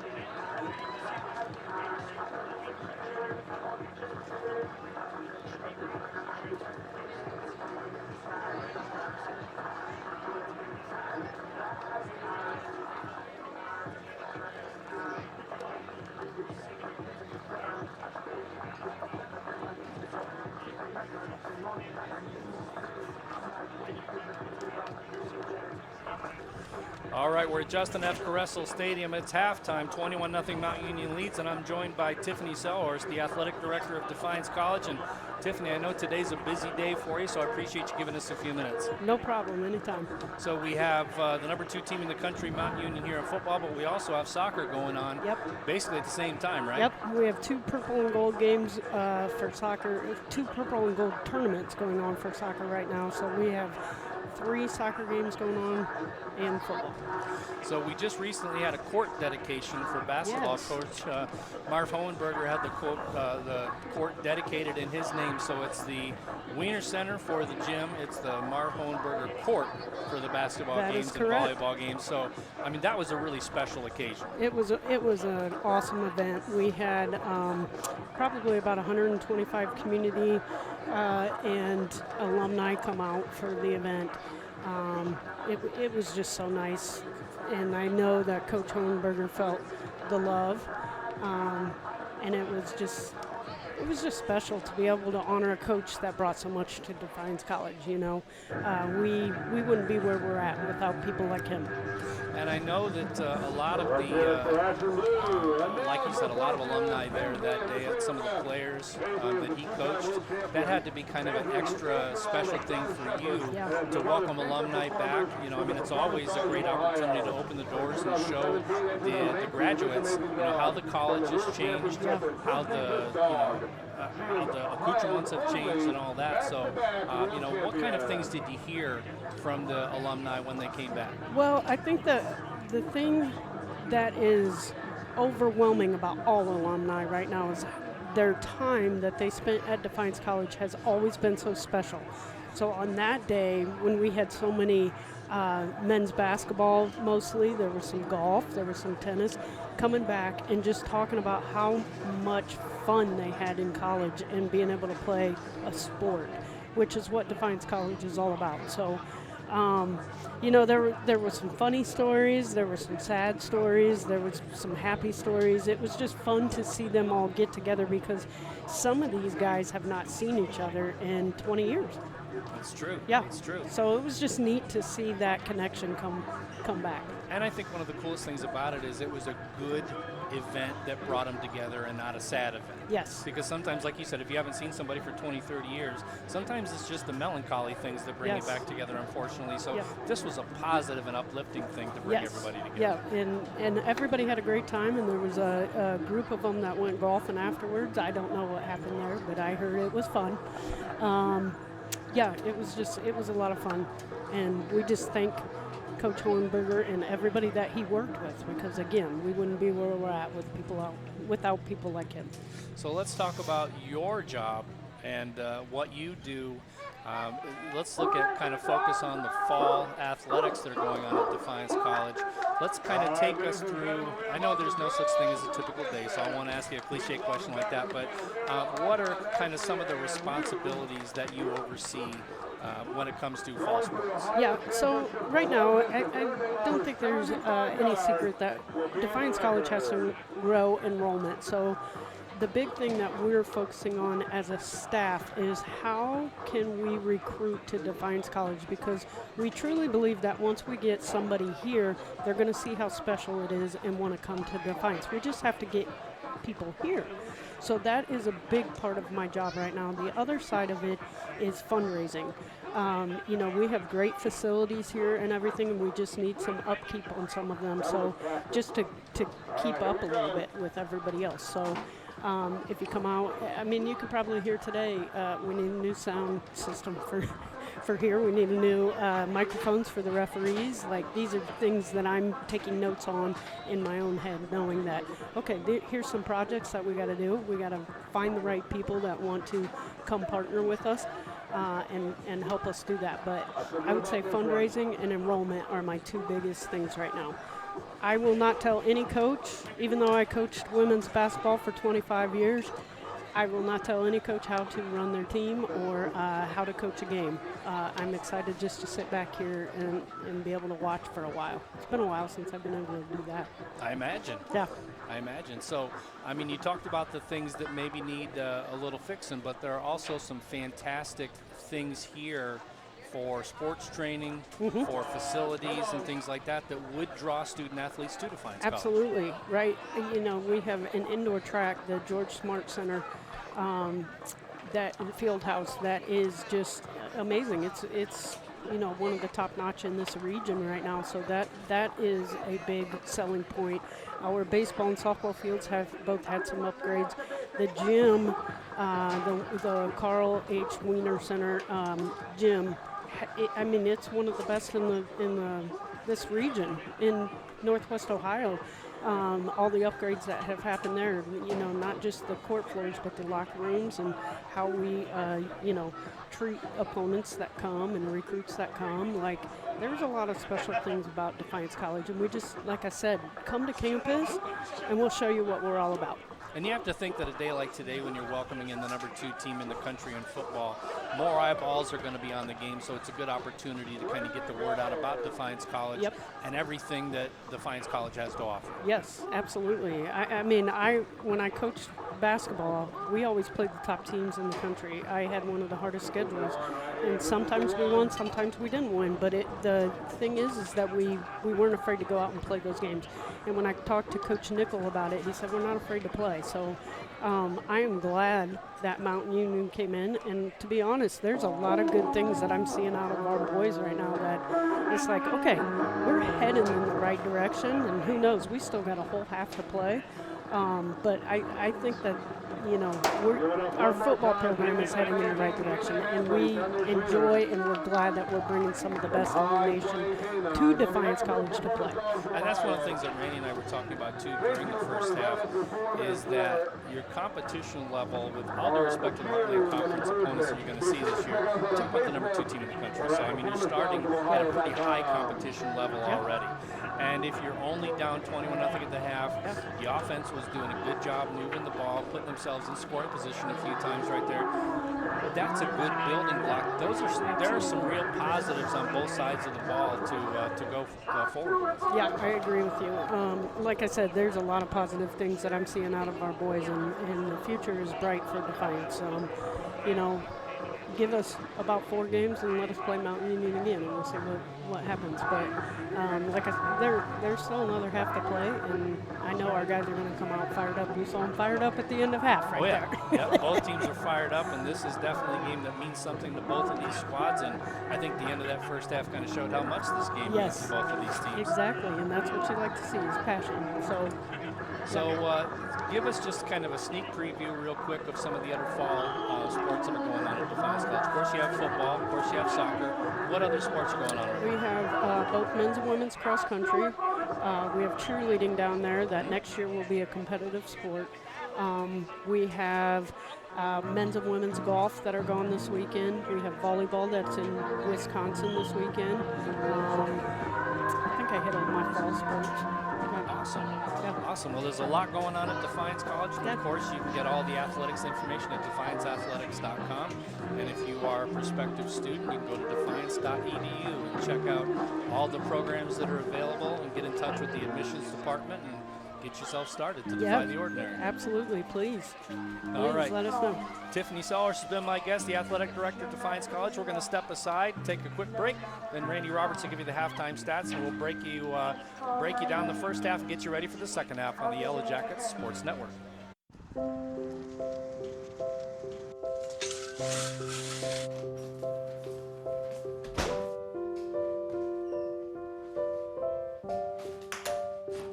I like to eat apples and bananas. I want to eat apples and bananas. I need to eat apples and bananas. Why can't I eat apples and bananas?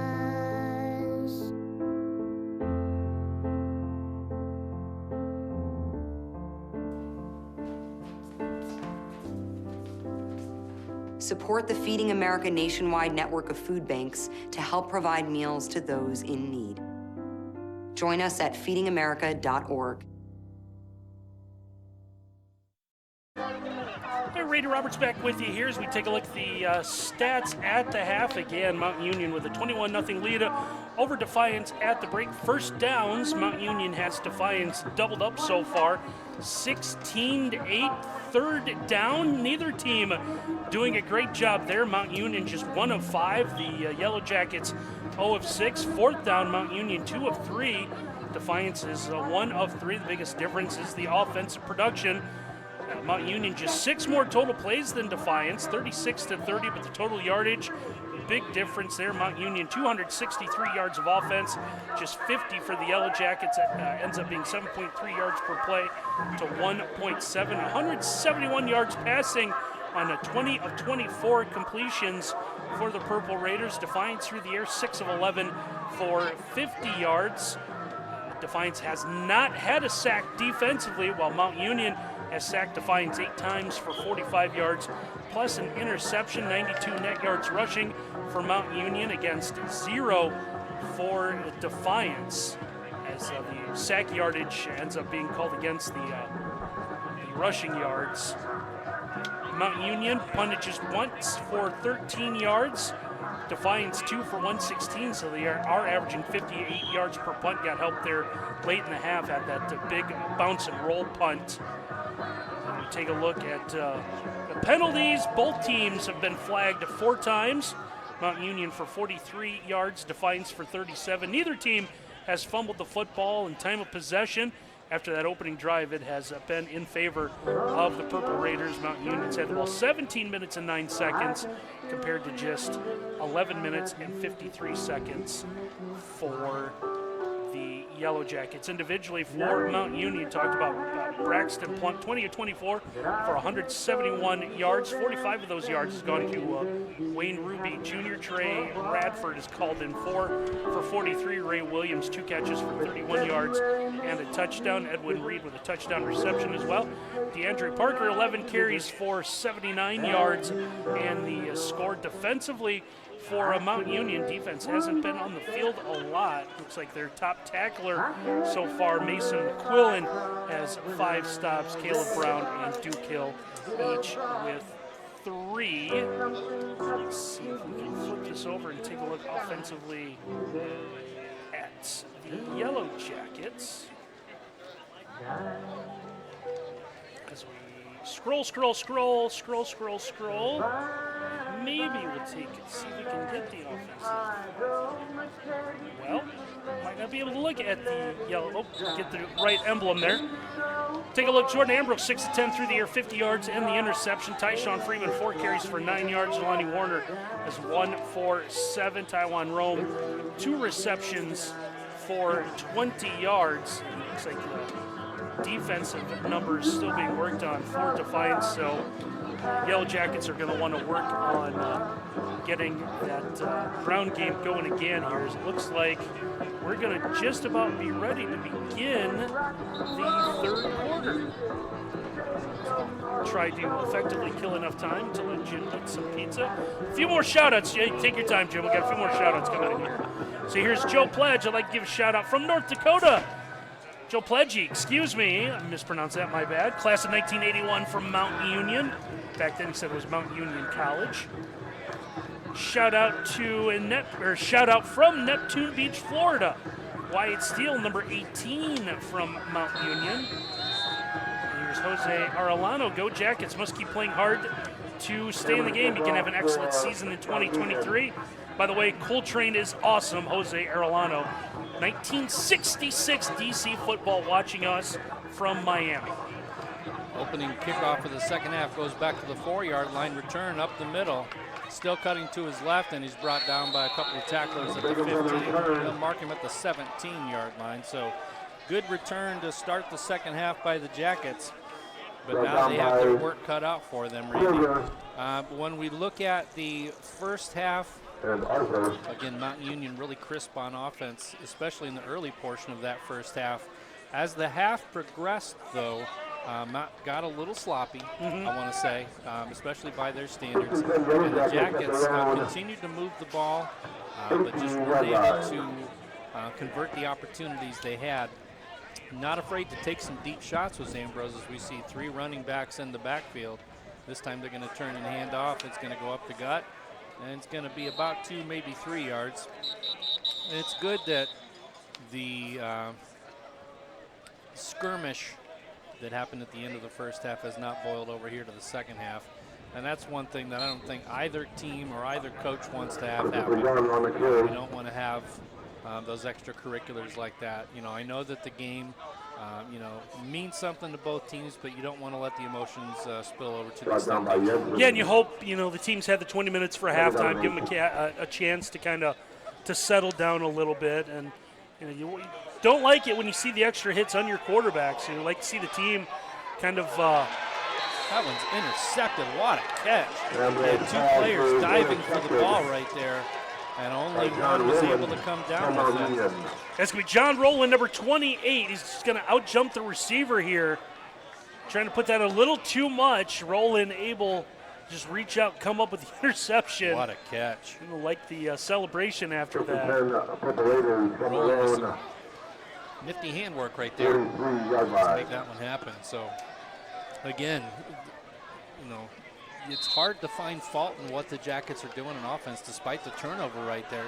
I like that they're taking shots. It's just a great defensive play ends up getting the pick. Yeah, it was one that maybe Ambrose is going to think or wish he could have put a little bit more back on. And the one thing that's the most concerning was the plays like the one we just saw there. Just DeAndre Parker's had a pretty good first half. Just big holes, and he's not getting touched until 5, 6, 7 yards downfield. And I think that you had hit on a point late in the first half was that with only 21-0 being the margin right now for Mount Union. I think the starters maybe. I'm curious to kind of peek inside the huddle, so to speak, and see how long they anticipated that the ones being out there. Yeah, this is this game very well still in doubt. Defiance, if they're able to take that opening kickoff and score, then you're looking at 21-7. Maybe you get a stop, even at 21-0.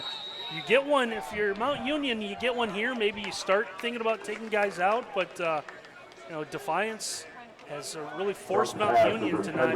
Not saying that they probably thought they were going to, hang 100 on Defiance in this opener, but this is one that looks like a little bit closer than maybe the Mount Union guys thought to begin the day. Good pressure coming off the left side right there of the defensive line. Forcing Plunk to roll out to his right. Thought he had completed a pass with a toe tap on the sideline. They ruled him out of bounds for a 2nd and 10. As we're just getting started here in the third quarter. Parker goes up the middle, gets stopped that time. Much better job, and we get a little extra pushing and shoving again. And actually, that was friendly fire right there, taking the guy down. So Parker had his momentum stopped, and then the pile stopped, and then Parker kept moving. Parker just kept driving the pile. Yeah. Ended up taking his own guy out right there. So 3rd down and 8 coming up at the Jackets' 40-yard line. So the Mount Union offense, the Raiders looking to pick up a 1st down, looking to put this one in the end zone, but the Jackets looking for a stop again. 21-0 it's not an insurmountable lead by any means. Yeah, surprised looking at the stats. Mount Union just 1 of 5 on 3rd down. Oh, good step right there. They're going to convert that one, though. But like you said, Wayne Ruby able to make that first man miss. That's been the difference today. Take a look at this. Thrown short. Ruby's going to come across here. You see to the left. Just moves. Coltrane, one of the few times he's been fooled in his entire career here at Defiance. And he knows where to get when he gets down because he can sense the tacklers coming up, ready to lay the hit. We get a Jacket coming off the field right there. It looks like number 2, Thomas Coltrane. That'll be a big loss. That could be a big loss for them, yeah. Williams breaks the tackle, and he's gone. Touchdown, Mount Union. Great blocking on the near side by Trey Radford. Again, the commitment to the wide receivers blocking. Watch this block on the near side by Radford, number 80. Yeah, he's going to be the one that opens up the hole. He's just going to get Vashon Palmer, just move him out of the way, and that opens the door. And that's what allows the runner to get in and get the touchdown. That runner, Darnell Williams, the senior, gets it into the end zone. Puts him up 27. The extra point is up. Splits the sticks. It is good, and that makes it 28-0. That's a statement drive right there, I think, by the ones from Mount Union, Randy, off the turnover. Yeah, that is able to get the turnover, and then you convert that into points here early. So just a couple more shout-outs coming in here. So shout-out to number 40, Caleb Renard, Mount Union, watching from Twin Falls, Idaho. Another state. Which Shella wanted to let you know. Famous for their potatoes. Really? Grandparents Mike and Shella Renard. Idaho is, really? I think they have a bowl game named after the potatoes. And it's in Idaho. And the Idaho Potato Bowl. You don't say. Yeah, here's Anita Cook shouting out Tony Cook. Annie watching in South Carolina. I believe we are just about all caught up on the. Oh, one literally just came in. This is from Stan Johnson, much loved sports freshman. Big Nate Johnson, number 21 from Mount Union. Love Uncle Stan and Cousin Lily. So again, defiancewebcast@gmail.com is how you reach us, and we appreciate everybody who's taken some time not only watch the stream but also to send us a message and let us know where you're coming from today. As the deep kick goes back to the 2, running up the middle, makes a man miss, gets it up towards the 20-yard line. So a nice run back right there by the Jackets to give them some decent starting field position. Nice quick update. A couple of other HCAC games going on right now, both at the half. Mount St. Joe's leads Baldwin Wallace 19-14. How about that? And Olivet with a 1-point lead over Franklin at the break, 14-13. And again, Mount got 7 of the 8 first place votes in the conference. So they're on the road today against a pretty good Baldwin Wallace squad. Also from the OAC. Yeah. Mount representing well so far. Handoff going left. Stood up after, we'll call it no gain. Good stop right there by Marcus Sahir out of Akron, Ohio. Yeah, getting Jelani Warren, who's listed as a backup quarterback, out onto the field to get the handoff there. And I think right now, with the game being the way it is and kind of trending the way it is, Randy, I think it's just, you know, you're looking for change of pace, play here and a play there to kind of, again, just get those athletes out in the field and see what can happen. So scramble right there, good pressure again by Mountain Union, forcing a pass that's kind of bounces into no man's land, and it'll bring up a 3rd down. Yeah, Ambrose is really feeling the pressure now. Yeah, forced to scramble there and came to the near side. Just kind of threw a jump ball up and was hoping someone would be able to go get it. Diesler checks back in for the Jackets. Your 3rd down back, however, they're going to spread him out to the far side. 3 wide receivers to the near side, 2 to the top. 11 minutes, 13 seconds to play here in quarter number 3. 28-0 Mountain Union. Nice pass right there for a 1st down. Getting close to the 45 and out of bounds near midfield. And Jalen Warren, number 8, does a nice job just being in a spot where his quarterback could find him. Ambrose under pressure again, just leaked out. And Warren able to turn upfield and turn that into a big game. That's the safety valve right there. A little jump pass right there. But I like this this new wrinkle by Ambrose, kind of showing he's going to run, and it's kind of keeping the defense honest right there, where you're allowing especially your halfbacks out of the backfield to just kind of sit down in the soft spot, and or allow your wide receivers to kind of do some quick hook routes and things like that. Deisler just kind of leaking them out and trying to get, you talked about earlier, just trying to get some of your athletes and playmakers the football. Yep. Haven't had success running the football, do it a different way. Ambrose now clean pocket, taking a shot. This one's caught! A touchdown for the Defiance College Yellow Jackets. Big time pitch and catch. McAllister with the reception, and they answer the score with a score. Double coverage right here, Randy. Yeah, Corday McAllister, number 80, you'll see him between 2 defenders. Sticks with it. Reaches up at the last minute. Nice job staying on his feet with the contact. Able to get into the end zone. Each other out there too. Beautiful deep ball. He's thrown probably a handful of those in the bucket kind of throws downfield so far today. So Ambrose is really making things happen as the Jackets get on the board. Those were the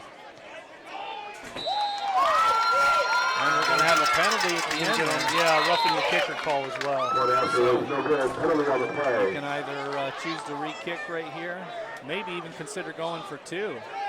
Because that'd be a half a distance penalty. There's no doubt that's going to be a roughing the kicker.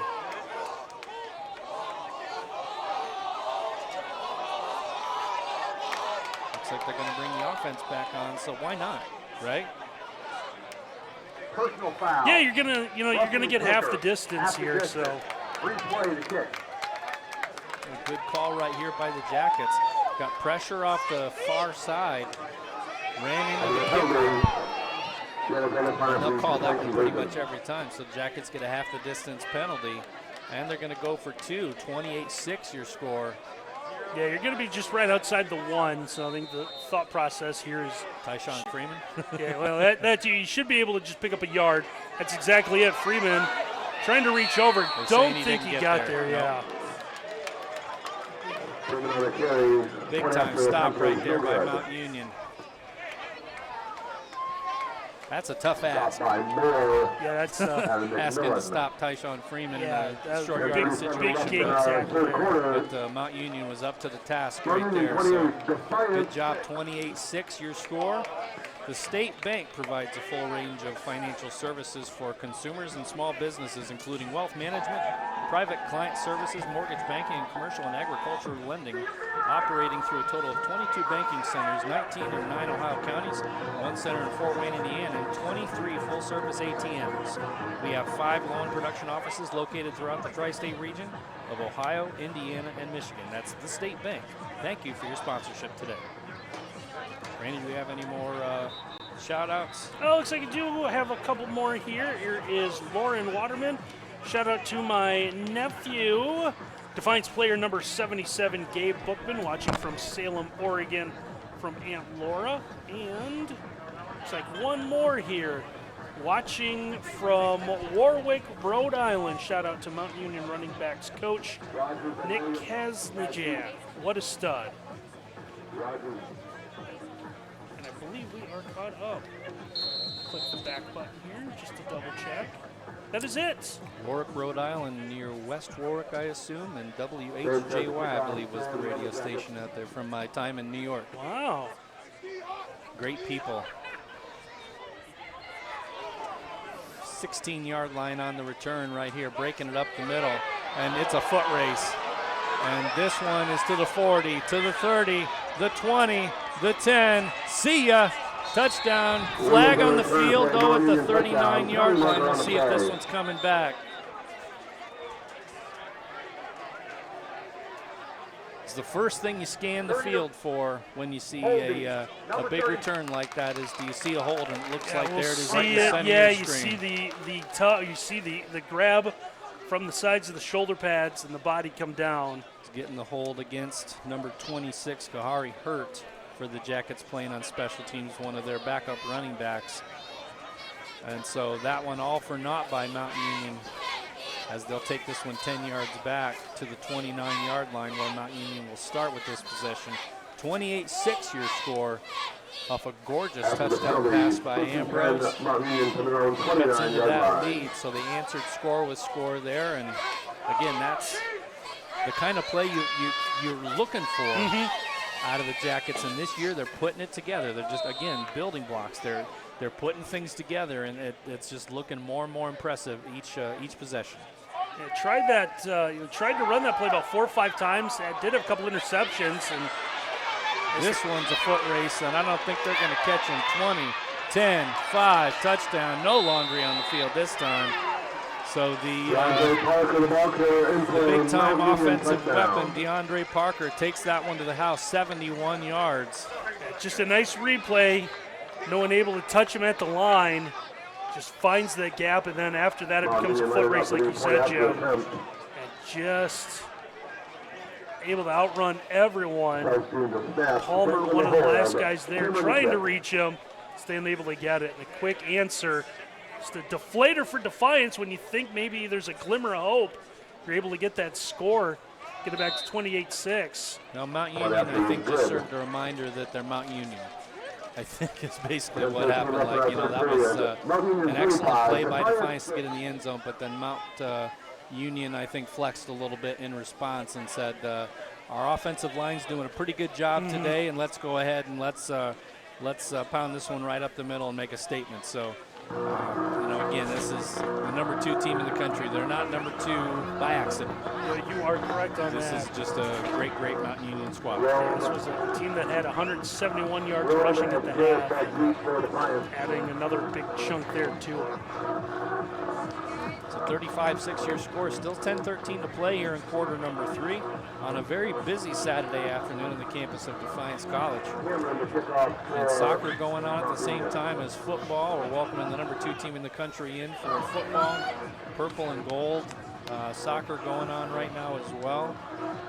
Plenty of people here on campus and great exposure for Defiance College. Yeah, decent crowd here for football. A lot of people on the other side too. I'm always happy to see that. You're always curious to see how a road team travels, especially when they have to make a little bit of a drive. But Mount Union's fan base pretty strong, and a lot of them made the trip. So we get a fair catch here. Just going to let this one go out of the end zone. They'll take it to the 25. That's a pretty strong leg there of Deagling Cameron. Yeah, one of the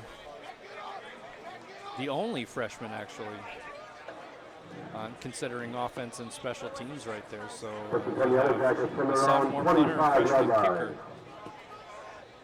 And everybody else is, except for Kennedy on the offensive line, is junior, senior. So again, you have pretty full cupboard, so to speak. Running play up the middle. It's going to get maybe 2 yards, but the hole is stopped pretty quickly. As we get another stoppage of play right there as a player lost the helmet. That was the running back for the Jackets who lost the cap. Brought down by Reed. And he'll come off the field.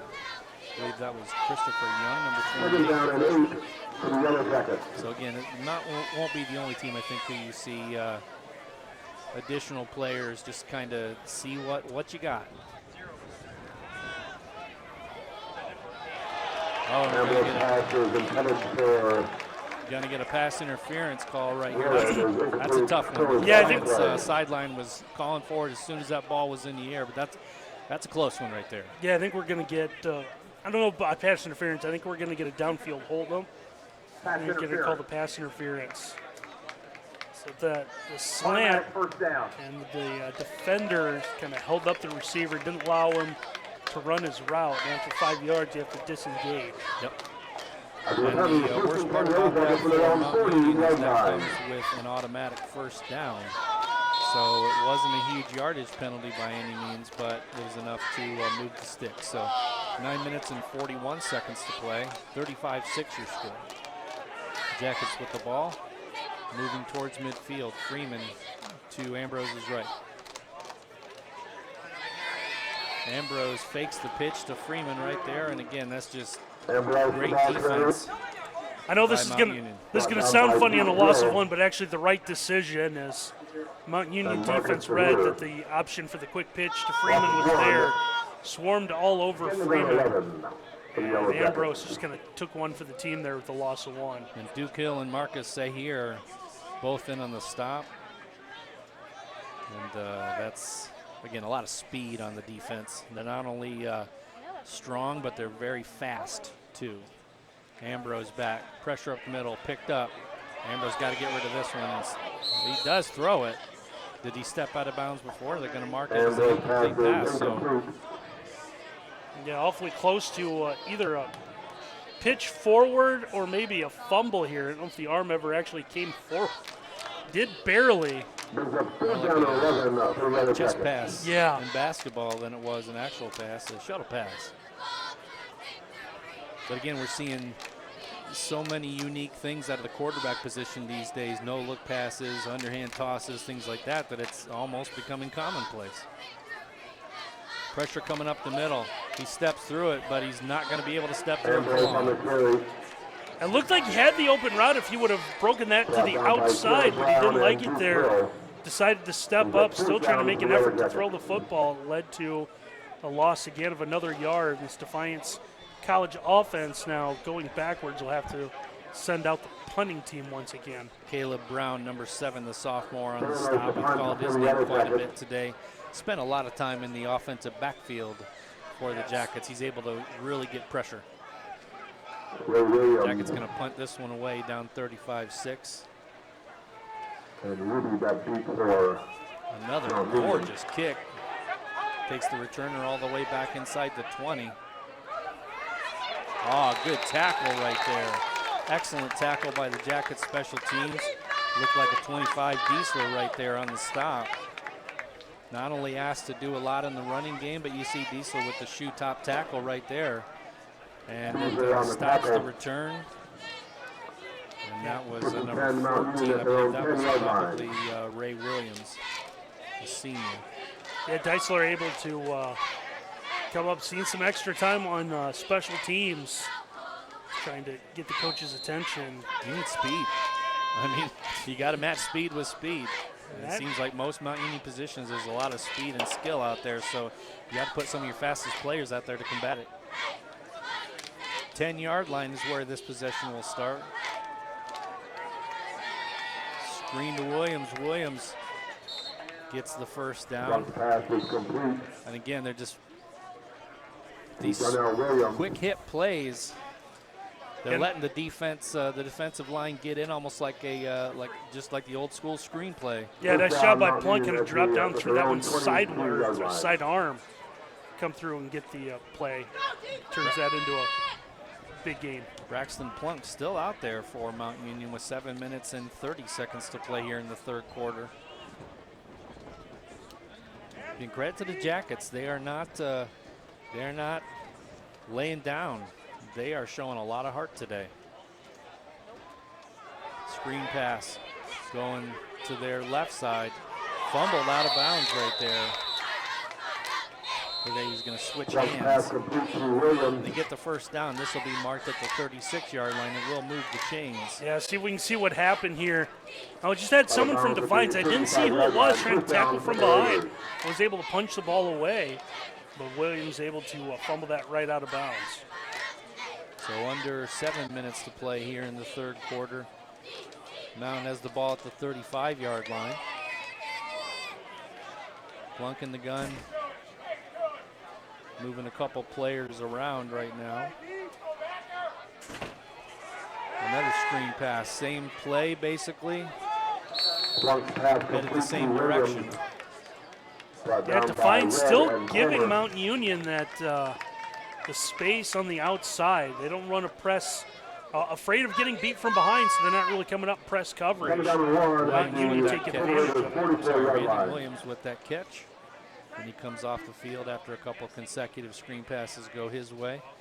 Give him a breather.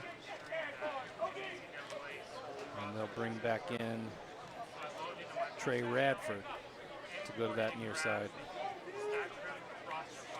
We got a unique two tight end set to the left right there as they run it, and they actually run it to the right. And Williams with a nice run past midfield into plus territory, get him to about the 47, and we'll have another first down. Yeah, set up the overload and that forced Defiance to move their front four. You saw the late movement when they did space out and move that front four over, created the gap that Mount Union ended up running out of. Another first down here. Mount Union certainly doesn't need to run tempo up 35-6. I think they're looking more execution than they are at tempo at this point. Turnaround handoff, cuts to the right, kept those legs rolling. Probably got about an extra 1 or 2 yards after contact. And it'll get him about to the 40 to the 41. Bring up a second and 4 for Mount Union. Yeah, going now, Malcolm Rogers, graduate senior, seeing some action running back. And again, I think you're going to, as the fourth quarter probably, if I were to guess, I would say you're going to start seeing, we're going to have to go to the roster instead of the depth chart at that point. But again, Mount Union still with Braxton Plunk out there in the shotgun. Handoff up the middle. Close to a first down, they'll mark him just short. So about a yard short, bring up a 3rd and 1. And they've done a good job with the run the last couple drives, including the 71 yard that they took to the house in the previous drive by Parker.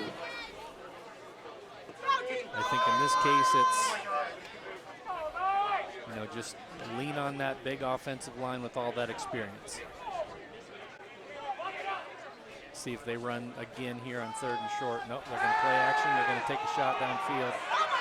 Stepped out of bounds right there. And I think he knew he had a few extra yards out of that.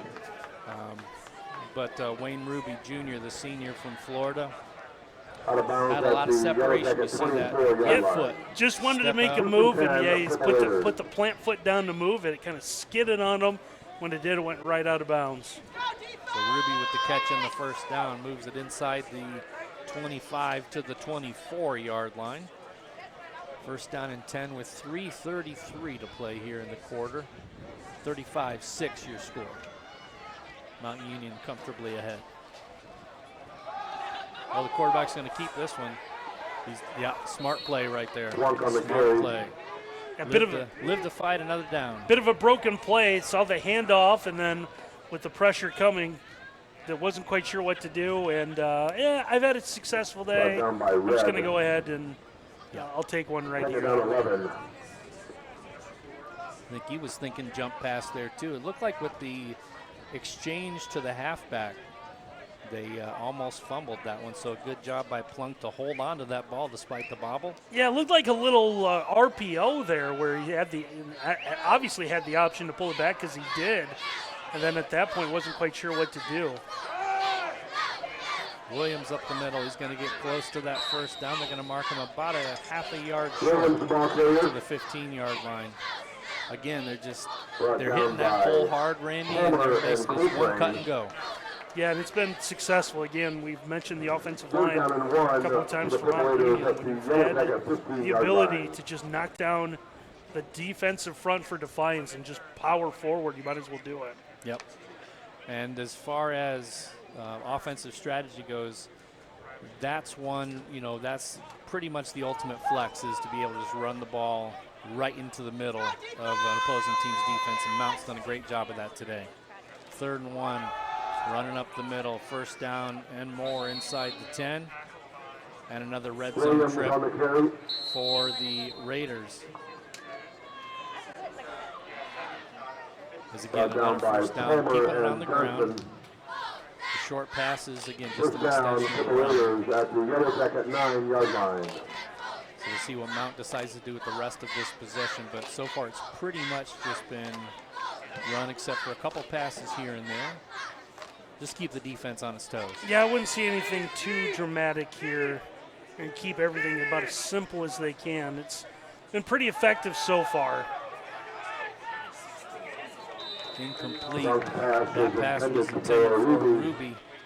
And again, Ruby called on earlier in this drive, had some nice separation. They wanted to run that corner route again. Maybe a little bit too much velocity on that pass, though, to the outside. Goes off the fingertips and falls harmlessly out of bounds. Bring up a 2nd and goal from the 9. 35-6 with 1 minute and 11 seconds to play here in the 3rd quarter.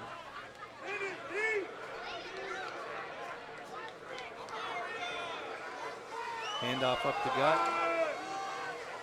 Jackets defense stiffens up, stops him for a gain of about 3, maybe 4. Get him down to about they'll mark him at the 6, so a 3-yard gain. 3rd and goal from the 6-yard line. I think this could be one of those things where you're going to get 2 opportunities here, but Defiance kind of knew it was coming. Mount Union, even after first contact, still able to get positive yardage out of that. So 3rd and goal. As Mount Union comes to the line, they're going to bring 2 wide receivers out, running a strong side to the left with a couple of tight ends towards that side. We'll see if they send anybody in motion. They do not. Handoff goes no. Fumble! Mount Union covers the fumble. Rogers on the play, fumble on the play. So good heads-up play right there by Chase Lawson, number 2, to fall on that fumble. No fumble on the play. Well, would have been a drive stopper for Mount Union. Good defense there by the Jackets, Randy. Yeah, it was and red. Rogers, the running back, who lost the handle and realized it kind of reached out when he did off the fingertips.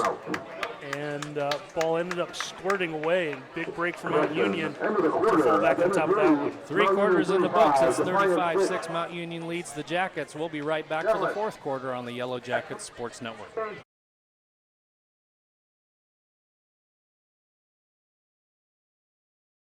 Ohio is expanding operations and looking for high school and college graduates to grow with us. Visit jobs.criver.com to apply today for excellent pay and benefits with no experience necessary. Defy the ordinary at Defiance College, a leader in STEM career training, science, technology, engineering, math, with strong focus on hands-on research, internships, and field experience. Spend the summer conducting real research with faculty in fields like exercise physiology, water quality, data analytics, and much more. Personalized advising and mentorships for students pursuing health-related careers. Explore STEM and defy the ordinary at Defiance College. Back out at Justin F. Caressel Stadium, Mount Union lining up for a field goal here with Cameron, the freshman, coming on the kick. Will actually be the farthest field goal attempt that he's tried so far today. Kick is up, kick is good, not a problem there for Cameron. Field goal attempt is good. And that'll run out the third quarter. That'll officially, okay. All right, so that'll officially bring a close to the third quarter. So, Randy, let's go ahead and thank another one of our sponsors. Metzger's is your marketing solutions provider, specializing in multi-format commercial printing, cross-media marketing, and fulfillment services. At Metzger's, we thrive on providing innovative solutions and quality service. We invite you to tour our site to get an idea of the tremendous range of services we offer. Again, that's Metzger's Printing in Toledo. We thank all of our sponsors here on the Yellow Jacket Sports Network. Randy, let's talk a little bit about the Jackets team. What have you seen, your takeaways so far, 3 quarters in from this Jackets team in 2023? Yeah, I like the Defiance College team in the first quarter. I thought that was the best they've looked offensively in quite a while. As you would expect out of the number 2 team in the country, Mount Union, able to make the correct adjustments, made the sledding a little bit tougher to go by for Defiance. This team has, fought hard, especially coming off a game last year that was 65-0 in favor of Mount Union. So, 38-6. Again, want to feel like this is past the stage of moral victories for Defiance, but a team that's hung in there all the way to the end.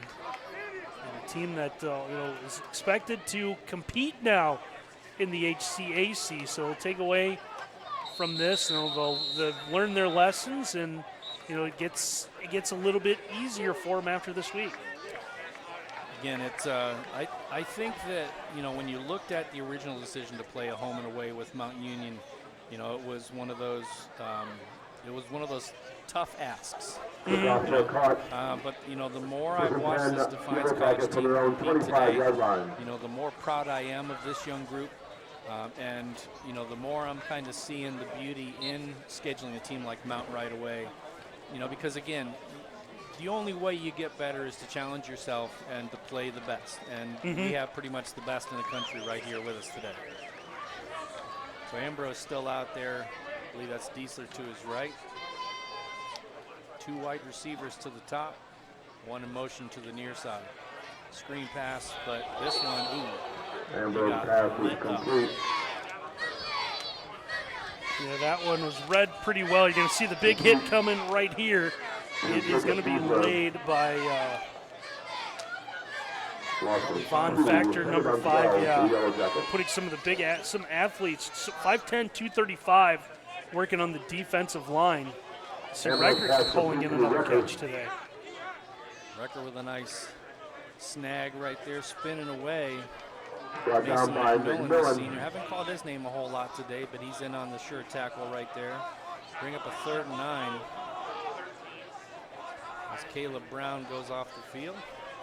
He's up 3rd down and 11. 3rd and 9. Jackets, and you got to think this far back if they don't pick it up. Recker with it. Ooh, incomplete right there. Ambrose pass intended Knocked for out of his Recker hands is at the last incomplete. minute by 23 Anthony Parker. Good stick by Parker. Yeah, you see Recker reaching now. He's got one hand on it trying to pull it in. Good, clean hit out of Parker, leading with his shoulder. Yeah, Recker's shaken up at the end of that one, as you would It's a 4th expect. down for the Yellow Jackets. Kind of left yourself about as vulnerable as you can get. You extend yourself, and you basically have your body wide open to absorb that impact.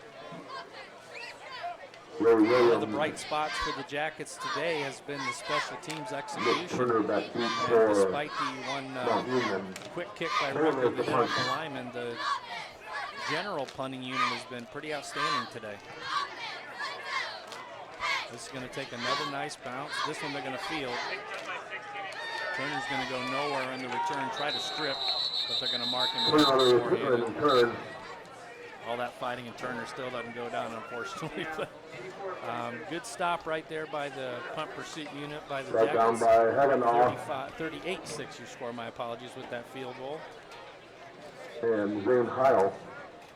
We'll get some team stats here as we switch possession. 25 first downs for Mount Union compared to 11 for the Jackets. 4 of 9 on third down for Mount. 1 of 9 for the Jackets. 2 of 3 on fourth down for Mount Union. 1 of 3 for the Jackets. 55 total plays compared to 44, but the total yardage, Randy, 472 to 133. 231 through the air, 241 on the ground for Mount. About as balanced as you can get. Yeah, but you talked about, you mentioned the discrepancy between what the Purple Raiders have been able to do, what the Yellow Jackets have been able to do, and that's pretty much been the difference of the ball game. We have a new quarterback in for the Raiders. That's T.J. DeShields, the junior from Below, Ohio. And he will probably be steering the ship for the rest of today's game. Yeah, big body quarterback at 6'4", 220.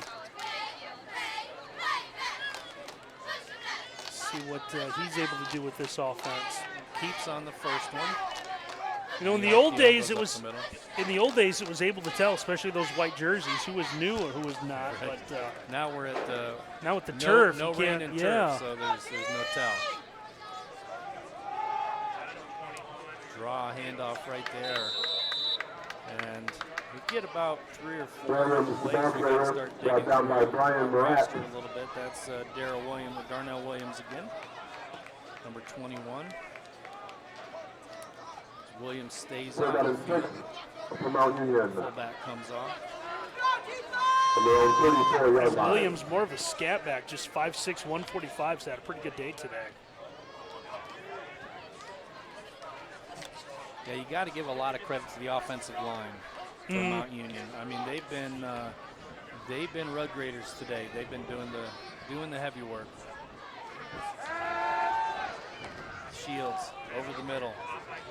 What a stick right there, but he bounced off it, and he still almost got the first down. He was knocked back about 6 yards, Randy. Yeah, I want to take a look at this backup left tackle for Mount Union, Mitch Coffey, number 76. You're going to watch this.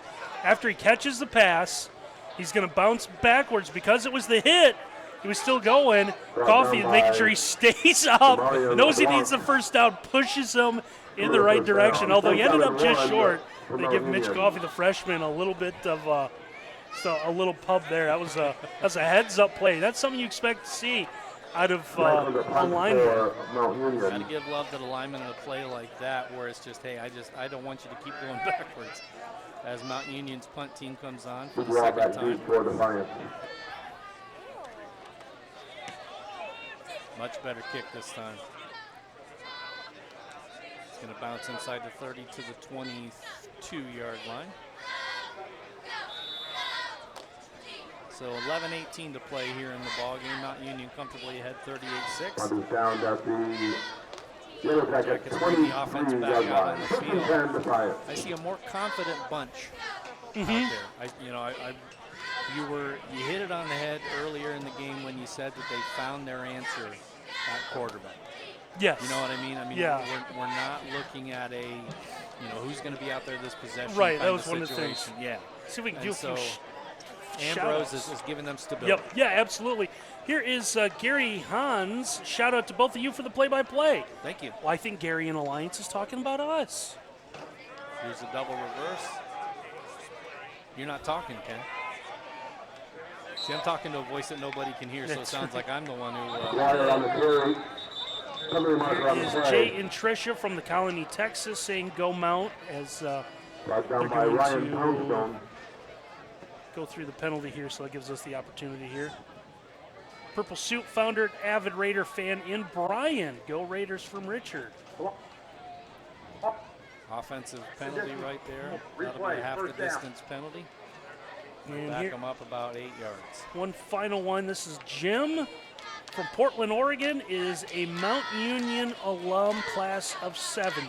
Oregon, there's a new state for us today. Watching from the left coast. 50 state bingo.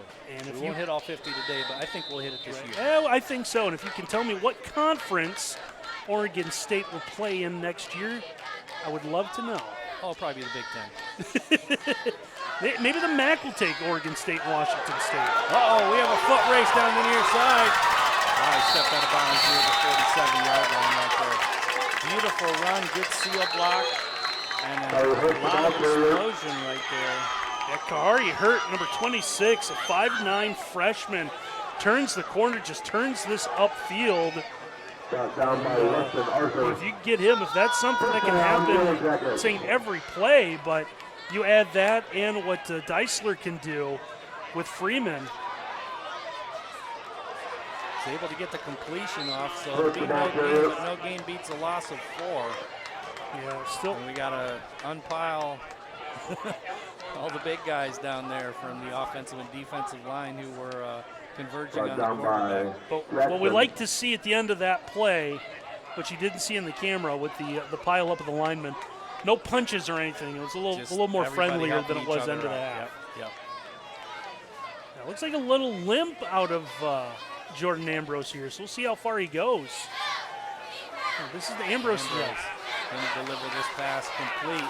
Ambrose pass Plus complete. territory at about the 46-yard line. Bring up the Down third by down. 5, Jordan Stankovic. 4. He's trying to make something happen with Hurt. He's getting him in the flat. He's able to turn upfield. I like the still running tempo, Randy. 4 wide, 2 to each side. This time, Hurt's not going to get much. He's going to get maybe a half yard. And to see if the offense stays out of the field. I think they should. I think the game is what it is at this point with under 10 minutes to play. I think you see what you can do with 4th and short here. Yeah, Jackets have been able to move the ball a little bit. I believe that was Jordan Stankovic, number 10, junior linebacker, came up with the big play, supplied the hit here. And yeah, 38-6, season opener and plus side of the field, why not? What's going to hurt going forward on 4th down? Nothing. Got it, first down. Good catch right there by the Jackets. James as Rome gets that one for the first down. Juwan Rome with a nice catch at the end. Nice route by Rome. Knew where the sticks were at. Was able to use his body to make sure the defender for Mount Union wasn't able to reach around, come away with a football. Back to pass, pressure coming. Got to get rid of it. Can't. Man, this is a persistent defense, Randy. Stankovic right there got in and got the tackle. But man, they're just relentless pursuit. Yeah, I think Jordan's got something. He hasn't shown the effectiveness of running. You can see the tape. We can show Jordan Ambrose here. Not 100% right now. Yeah, you can see the leg here. See, we can see him in the middle. It is taped up all the way, past and almost to the knee. Something bothering that right leg of his, staying in there and trying to play quarterback. Going for a short pass. Decent little gain right there. That one complete. Yeah, I think the idea now, earlier we talked about how you want the ball in Jordan Ambrose's hands. If he's not going to be 100% effective running the football, you got to change it. Yeah, you don't want it in his hands.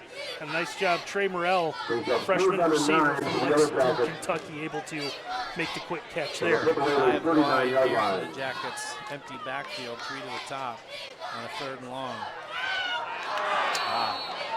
Off the hands of Morrell, incomplete. Him and Deisler both running that same side. Deisler looked like he was going to have an opportunity at it, but just kind of let the ball go by him. I don't know if that was intended for Deisler, but a tough break there for the Yellow Jackets. Might this be the last possession if there is a potential lower body injury for Ambrose? Might this be the last possession we see it? Yeah, honestly, I probably would have taken him out before this, but you could tell just the way he hasn't been able to run like he normally does. See how quickly he's getting rid of the football.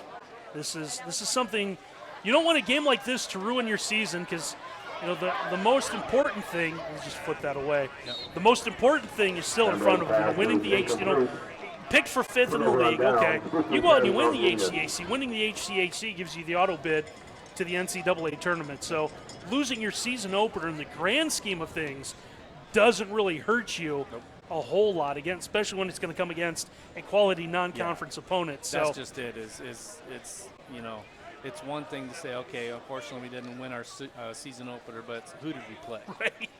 You know, and then okay, I get that. By the way, a Mountain Union team that's gone 31-2 over the last 2 years. And it's not like those losses came typically Yeah, in the regular right. season. No, they did not. National championship game or something like I can assure you neither one of them came in the regular season. Screen pass. Good pursuit there by the Jackets. Yeah, good to see the pursuit out of the Defiance defense. It's been one of the things they've struggled with a little bit today. Terrell Sanders on the catch right there, number 11. And Nicholas Douglas. No gain. No good on the play. Second down Down and up 10 32. for the Purple Raiders. They're going to, I think, run the play clock all the way down probably every snap at this point. Again, Braxton Plunk's day is over.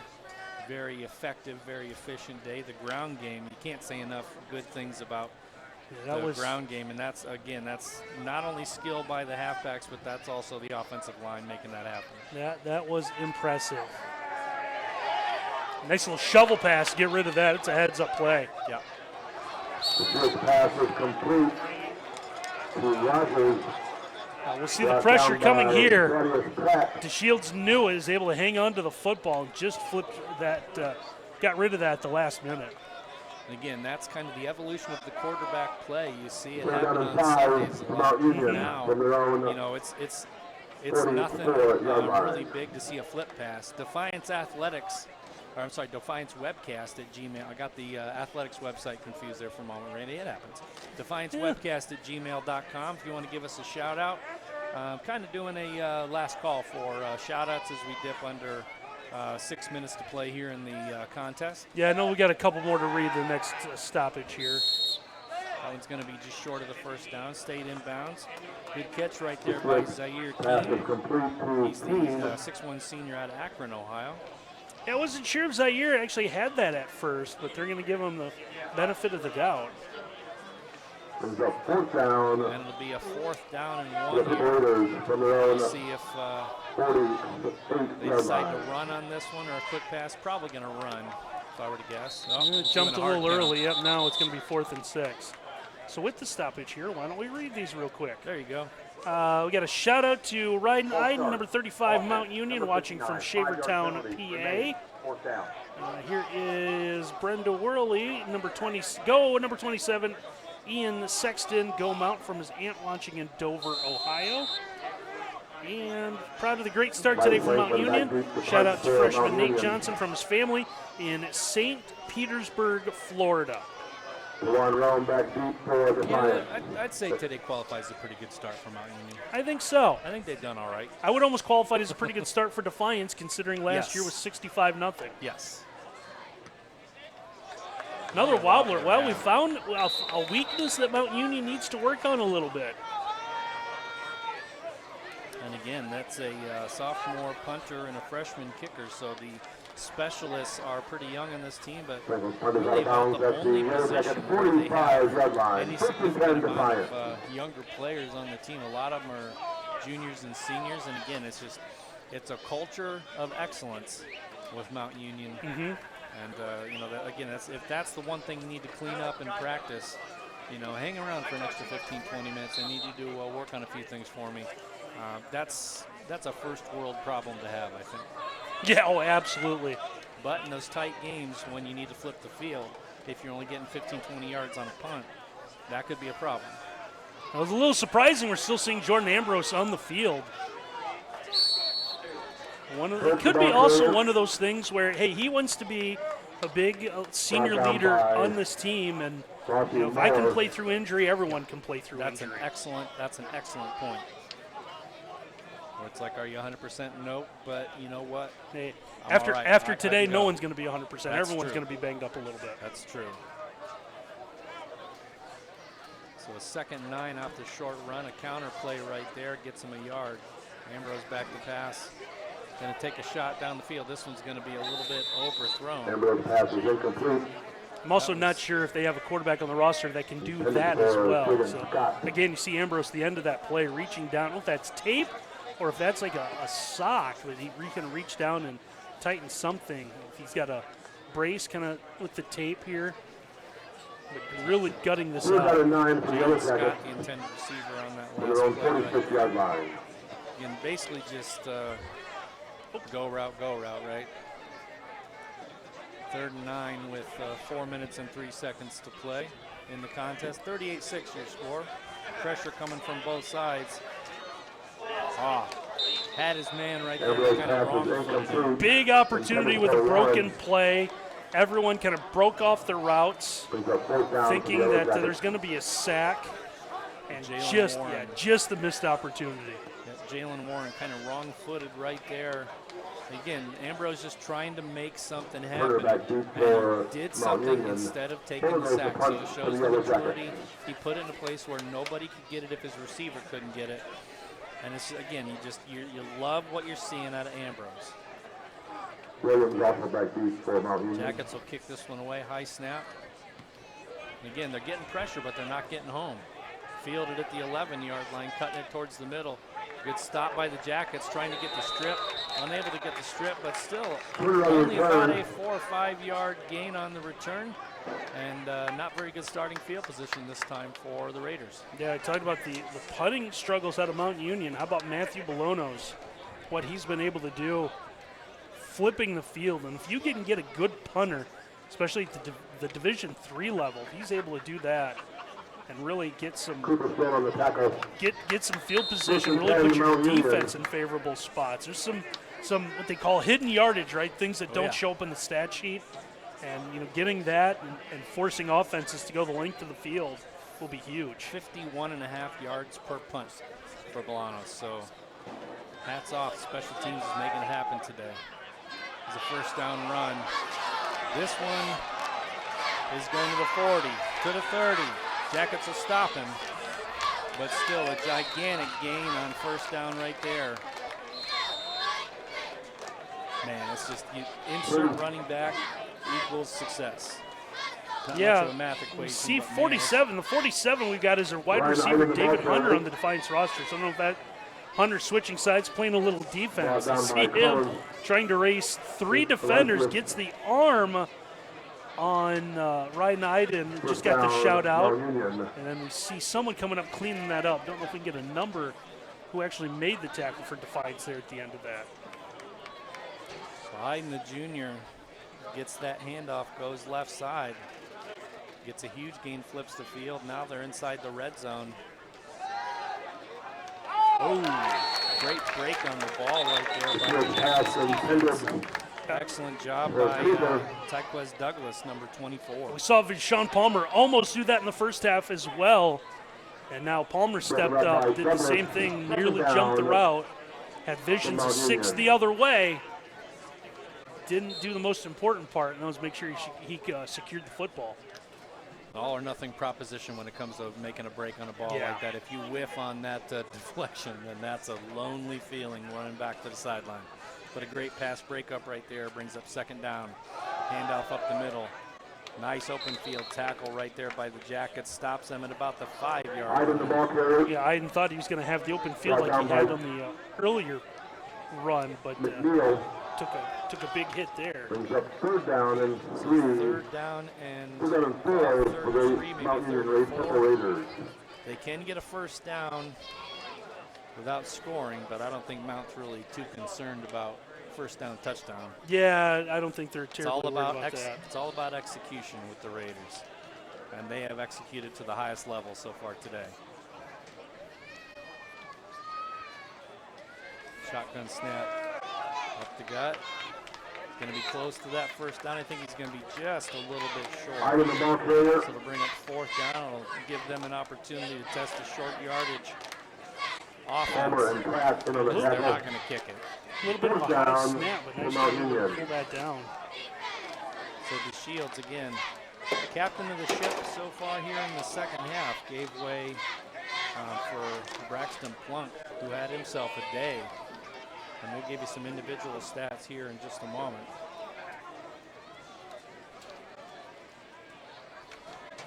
One running back to the right hip. Hand off, easy touchdown up the middle right there. So excellent run right there. Ryan Iden in for a Mount Union touchdown. Just made it look easy, Randy, on that short yardage situation. Yeah, they're just going to line up. That's big boy football for Mount Union. That's what they're known for. You see the whole great block. He's number 65 there. See if we can Mount Union lining up for a point after Mount attempt. Union Shout out roster. where it's, that's Carson Barrett. A graduate coming in from Roswell, Georgia, with a kick-out block, moved his defender, opened up the hole there to allow Iden to get the touchdown run. Extra point is on its way. Kick is up. Kick is good, and that makes it Point after 45, good. 6-year score. 126 to play here in the contest. 126 up in our game. Yeah, it looks like the Mount final Union 25, handful Defiance here, 6. listening from Salado, Texas, from my nephew Jarrett Burris on Mount Union. That is from Misty, so we can add Texas. Good job, sports commentators. Jordan, number 9, keep your head up, son. Sending love also from Tomball, Texas. That is coming from Mom. You have a lot to be proud of. That young man is a gifted athlete and a tough young man. Shout out to Mount standout Jim Booth from Randy Zumbar. And let's see, 2 more real quick. Want to shout out my freshman Stephen Gullett on Defiance from Detroit. Mama loves you. Actually, one just came in real quick after that. Shout out number 89, Martez Washington. Put that boy in. Well, we'll see. Might see him some action late. It looks like the final one, Jaden Scott, number 19. We love you, Yellow Jacket, watching from Rock Hill, South Carolina. I think that's a first for South Carolina, I'm too. sure Ken would enjoy having his phone back because he's going to miss texting everyone during the breaks like Jim and I do. Did you see? Did you see? Right? Hey, did you see that play, Wyatt, in the Michigan game? No, I'm a little busy. What do you think of Ohio State? I don't know. A little busy. A little busy. Hey, Toledo, that's a 7:30 kickoff. Still a little busy. A little busy. Fair catch called at 13, bringing out to the 25. Talking about individual statistics, Braxton Plunk, 25 of 31 for 231 and 2 scores. The Shields 4 of 5 for 14 yards. Parker, 14 carries for 167 and 2 scores. Ryan Iden, 4 for 82. Each of those 2 runners long of 71 on the ground. That'll help the stats. Yeah, it will. That's a stat pattern, right? Darnell Williams, 6 for 70 as well. The Jackets, Ambrose, 14 of 27, 145, 1 score, 2 interceptions. Hurt, the leading rusher, 4 carries for 39. A lot of that came on that one run. So, again, it's, building blocks. Yeah, we saw Jelani Warren warming up on the sideline. I think he's going to see some action here as they're going to go back. Is that Deisler? No, that is 23. 23 for the Jackets is Cooper Sloan, the sophomore. So, again, the Jackets at this point, looking at the depth and trying to keep everybody healthy. Ambrose, again, definitely not 100% after today's game, but, time to rest up now. Little short, actually no gain right there. Get him right back to the line of scrimmage and bring it to 3rd and long. Yeah, 45 seconds. A guy like Jordan Ambrose, the senior, has spent a lot of time on the field. I know just the second year for Coach Nickel and what some of his guys have been able to do.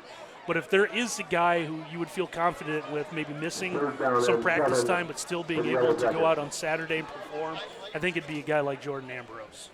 Yeah, Ambrose has shown a lot of toughness today, but also very soft touch on those deep balls. They've been some beautiful throws down the field. Yeah. So they're going to hold this one till... Yeah, they're going to let the play clock run all the way down here. They're going to try to make this the final, or at least a word I don't get to use a lot, penultimate play of the game. Ooh, there you go. Not a big word in Scrabble, though. A lot of single-point letters. No, they're going to scramble around, and Warren did a nice job, scrambled around enough to make sure that was the last play of the game. So that'll bring it close to this. Just don't ask me to spell it, Jim. So our producer extraordinaire, Ken Reeker, says that we had 74 shout-outs, which I don't know if that's the record, but that's a lot. How you feeling? How's the throat feeling, Randy? That's a lot of reading. That's You a lot okay of with reading. all the sponsor mentions? Hey, you know what? We're appreciative of the sponsors. We are. Just like we're appreciative of the shout-outs. As the final score, 45-6. Ken Rinker, your director today. The camera is operated by Sam Ryan and Curtis Aldrich. Yours truly, Jim Bellamy, along with Randy Roberts. And we want to thank the folks at Defiance College here at Mansfield, SID, as well as the athletic director and our halftime guest, Tiffany Sellis, for stopping up. I know that she's very busy today with soccer and football going on and all the other stuff for administrative side. But one more time, you saw the number 2 team in the country, Mountain Union, victorious today, 45-6 over the Jackets. We will see you next week from a Frickers Road game, Randy. That's right, yeah. The team's going to make the rather short trip, at least at the D3 level, up to Adrian College. So we will stay right here in Defiance. Looking forward to Frickers Roadshow. If you've never been a part of that, or you want to see Jim and I look like we're watching a lot of TV, come on over to Frickers next Saturday afternoon. Yeah, it's going to be that front room just as you go in, hang to your left, and you can be part of the Yellow Jacket Sports Network broadcast. 45-6 your final. We thank you very much for watching this broadcast of the Yellow Jacket Sports Network. Have a great weekend, everybody. We'll see you again next Saturday afternoon.